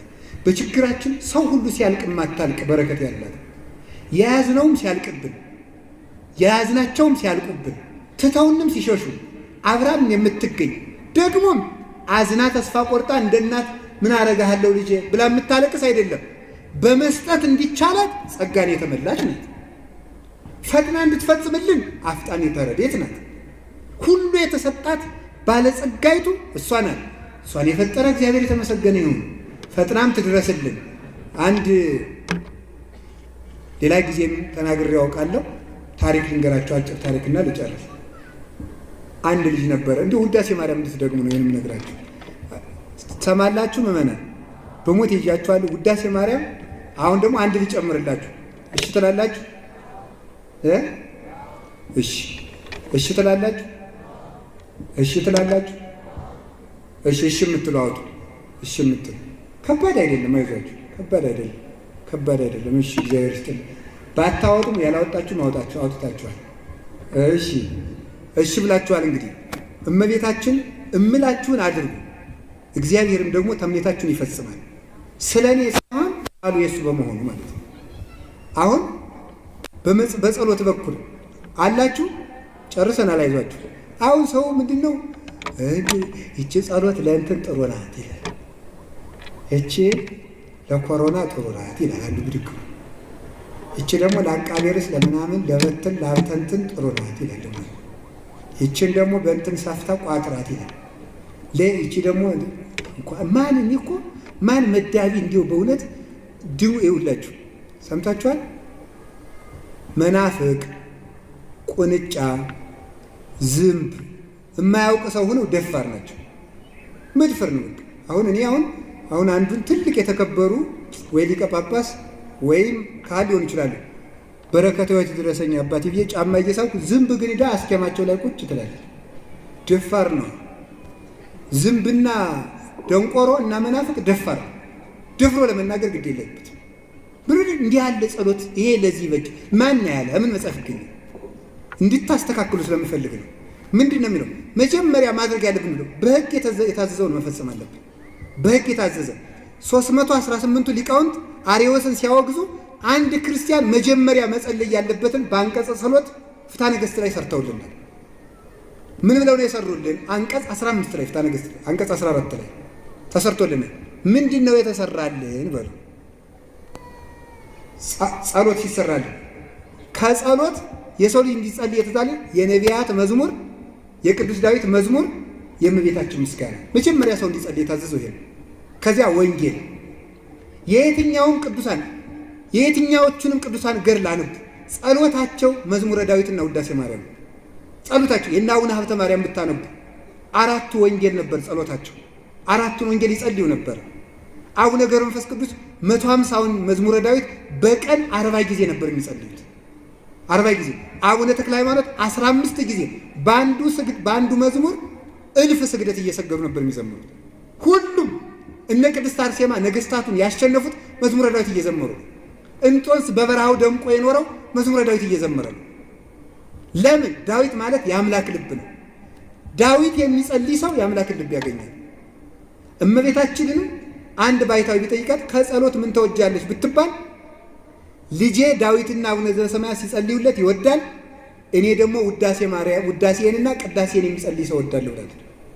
እንዲያውም ለአባ ሳሙኤል ዘዋልድባ ዋልድባን ብድግ አድርገው እንደ መሶብ ያስበረኮት የኢትዮጵያው ኮከብ አባታችን አቡነ ሳሙኤል ዘዋልድባ እመቤታችን ቃል ስትገባላቸው ቅዳሴ ማርያም ሲጸልዩ ከመሬት 1 ክንድ ከፍ ይሉ ነበር። አንድ ቀን እንደውም መንገድ እየሄዱ ደቀ መዛሙርቷቸው ቢርባቸው ቅዳሴ ማርያም ጸልየው ውሃውን እንጀራ አድርገው አብልተዋቸዋል። እና እመቤታችንም ቅዳሴን ውዳሴን ከቅዳሴን አስተባብሮ የሚጸልየውን አንተ ከገባህበት የብርሃን መጋረጃ አስገባዋለሁ ብላ ቃል ገብታለታለች። ውዳሴ ማርያም፣ ቅዳሴ ማርያም። ልጄ ደግሞ ዳዊት፣ ምክንያቱም ዳዊት ማለት የአምላክ ነው። ዳዊት አቡነ ዘበሰማያት። አቅም ካላችሁ ምን ትጨምራላችሁ? ወንጌል። ሁሉንም ወንጌል ካልቻላችሁ ምን ታደርጋላችሁ? ዮሐንስ ወንጌልን 21 ምዕራፍ ለ7 ቀን ስታካፍሉ 3 ምዕራፍ ይደርሰዋል። በቀን 3 ምዕራፍ ወንጌል መጸለይ። አሁንም ደግሞ ከጨመረላ አቅም ደግሞ ሲኖራችሁ በርታ ስትሉ ደግሞ ምን ትጨምራላችሁ? ከቅዱሳን ገር የአንድ ቅዱስ ትመርጡና እናንተ ራሳችሁ አንድ ቅዱስ ጊዮርጊስ የሚመርጥ ይኖራል። አቡነ ተክለ ሃይማኖትን ትመርጡና የዚያን ቅዱስ ገር አንዳንድ ምዕራፍ ቢያንስ በቀን መጸለይ። ይሄ ነው ጸሎት። እንዲህ ያን ደግሞ የቅዱሳንን መልክ ድርሳን እንጨምራለን። ካልሆነ እየፈለግን አስማት የበዛበት ጸሎት ጨ የሚል ጸሎት እንዴት! እንዲያውም ፍትሐ ነገሥት ምንድን ነው? ጨ እያልክ የአጋንንትን ስም አትጥራ ነው። ስም ከኢየሱስ ክርስቶስ ስም በላይ ሌላ ስም የለም። በሰማይና በምድር ያለው ጉልበት ሁሉ ለኢየሱስ ክርስቶስ ስም ሊንበረከክ ይገባል ነው። ስለዚህ አሁን አዛችኋለሁ ያልኳችሁ ምንድን ነው? ከነገ ሰኞ ጀምራችሁ ሁላችሁ መዝሙረ ዳዊት ገዝታችሁ ዳዊትና ውዳሴ ማርያም እንድትጸልዩ እሺ በሉ እንጂ። በቀን 30 ምዕራፍ ሊሆን ይችላል። ያችን ከመጽሐፍ ያገኘሁትን የነግራችሁ እውነቴን ነው የምነግራችሁ። ይሄ ቤተ ክርስቲያኒቱ ምንድን ነው የምታስተምረው ብለው የምታስተምረውን ስለ ጸሎትም ሆነ ስለ ስግደት መናገር የሚችሉት 4ቱ ጉባኤያት ትምህርት ቤቶች ናቸው። ብሉይ ኪዳን፣ ሐዲስ ኪዳን፣ መጽሐፈ መነኮሳት ትምህርት ቤት፣ ጉባኤ ሊቃውንት። በ4ቱም ጉባኤያት ውስጥ ይህንን ጸልይ የሚል መጽሐፍ የለም። በቤተ ክርስቲያኒቱ ትምህርት ቤት በስነ መለኮት ትምህርት ቤቶቿ የለም፣ በትርጓሜ ቤቶቿ የለም። በመጻሕፍት የተሰራልን ይሄን ጸልዩ ተብለን ይሄንን ይዘን የጸልይ እንደሆነ እግዚአብሔር የሚሰማን። የእመቤታችን ውዳሴ ማርያም ደግሞ መጀመሪያ የዕለቱን ጀምሮት ከዚያ የ7ቱን ቅዳሴ ማርያም ትጸልያላችሁ። ለዚህ ደግሞ ከእንቅልፋችሁ መቀነስ ነው። ለጊዜው 1 ሰዓት ተኩል 1 ሰዓት ሊወስድባችሁ ስለሚችል ሊደክማችሁ ይችላል። ስለዚህ ሁላችሁም ነገ መዝሙረ ዳዊት ሰኞ እንደምትገዙ ተስፋ አለኝ። እግዚአብሔር ያስፈጽማችሁ። ውዳሴ ማርያም ስትደግሙ ደግሞ እመቤታችን እውነቴን እማምላክን አምኜ ነው የምናገረው። ውዳሴ ማርያምና ዳዊት ካላቋረጣችሁ በፍጹም የማይጠቅም መከራ ያገኛችሁ። በፍጹም ቃል ተገብቶልናል፣ በመጽሐፍ ተነግሮናል። ቅዱስ ጳውሎስም ኤፌሶን ምዕራፍ 6 ላይ ስንጸልይ መጸለይ እንዳለብን ሲነግረን መዝሙራትን ዘምሩ ብሎ የነገረን። መዝሙራትን ዘምሩ። ይሄን ይዘው ነው ሰለስቱ ምዕት የሰሩት። ታዲያ እመቤታችን የዚችን ርግብ እናታችን ቅድስት ማርያም ፈጥና እንድትደርስልን በክንፈ ረድኤቷ እንድትጠብቀን ከመከራ እንድታወጣ የተዳደፍነውን በንጽህናዋ እንድታሻግረን ውዳሴ ማርያምን ብትችሉ የ7ቱን ቀን ሙሉውን በየቀኑ ጸልዩ። ባይቻል የዕለት ዕለቷን እንጸልይ። ከሆነላችሁ ስለ እሷ የተደረሱን ድርሳናት አሉ። ይልቁንስ ጥሩ ድርሰቶች አሉ። እንዚራ ስብሐትን የመሰለ መጽሐፍ አርጋኖንን የመሰለ ቅዳሴ ማርያምን የመሰለ እነዚህ የተቀደሱ ልጆቿ የዘመሩላት። አባ ጊዮርጊስ ሲያርፍ እንኳን እንዳንተ አድጎ ያመሰገነኝ የለም ብላ አንተን ሰው አይገንዝህም ብላ ራሷ ገንዛ እንዲቀበር ያደረገችው አባ ጊዮርጊስ የደረሰው መጽሐፍ አርጋኖን አለ።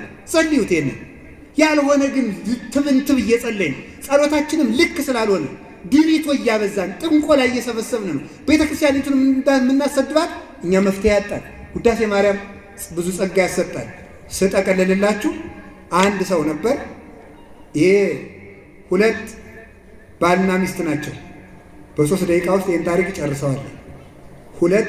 ሁለት ባልና ሚስት አይባልም፣ አንድ ባልና ሚስት አንድ ናቸው። ሁሉም አንድ ስጋ ይሆናሉ። ሲኖሩ ምንድን ነው ያሉ መሰላችሁ?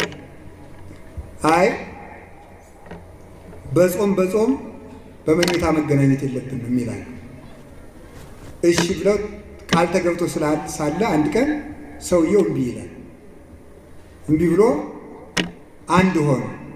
ልጅ ተጸነሰ። ሕግ ሽረናልና ዛሬ የተጸነሰው ልጅ የሰይጣን ነው አለች ሴትዮቱ። ኋላ ሰይጣን እንኳን ሰጥተውት እንዲሁ ይቀማል። ልጁ ተወልዶ ሲያድግ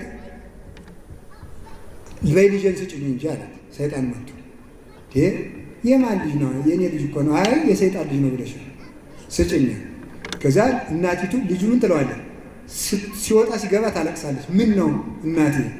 አይ ልጄ ለሁሉም ነገር እመቤታችንን አመስግን። አምላክ አመስግኖ የፈጠራት እሷን ነው፣ እሷን አመስግን ትለዋለች። አድጎ ደግሞ መምህሩ የጸጋ ተገልጦላቸው ትምህርት ቤት ገብቶ ቄስ ትምህርት ሲማር ደግሞ መምህሩ ይሄ ነገር ተገልጦላቸው ያለቅሳሉ። የኔታ ምን ያለቅሳሉ? ልጄ ለሁሉም ነገር እመቤታችንን አመስግን። እሷን ስታመሰግን ያከበራትን እግዚአብሔርን ታመሰግናለህ። ክብሯ የተገኘው እግዚአብሔር ነውና ይሉታል። እሺ ብሎ እዚያ ላይ ሲማር ዲያቆን ሆነ። አንድ ቀን ዲያቆን ሆነ፣ ተማረ፣ ቅዳሴ ገባ። ቅዳሴ ገብቶ ሲቀድስ ሰይጣን ምመናን ሰይጣን መቅደስ ይገባል አይገባም? አይገባም ማለት አይገባም? ይገባል እንጃ። እንግዲህ ሰይጣን ይዋሻል አይዋሽም? እናንተ ተዋሻላችሁ አትዋሹ? እና ሰይጣን መቅደስ ይገባል አይገባም? እሺ። እና ያ ሲቀድስ ሰይጣን ኧረ የእኛን ልጅ ማን አመጣው እዚህ ብሎ ተሸክሞ ወስዶ ገደል ወሰደ። ገደል ሲወስደው ለሁሉም እመቤታችን አመስግን ብለው ነበር። ፈጥነሽ የምትደርሺው ርግብ ድንግል ማርያም ድረሽልኝ ብሎ ሲጸልይ ከሰይጣኑ እጅ ቀምታ አቅፋ በክንፈ ረድኤቱ አቅፋ ቄሱ ሰላም ለኩልክሙ ሲል ምስለ መንፈስከ ለማለት አደረሰችው ይላል። ለሁላችንም ፈጥራ ትደርስ። ስብሐት ለእግዚአብሔር ወለወላዲቱ ድንግል ወለመስቀሉ ክቡር።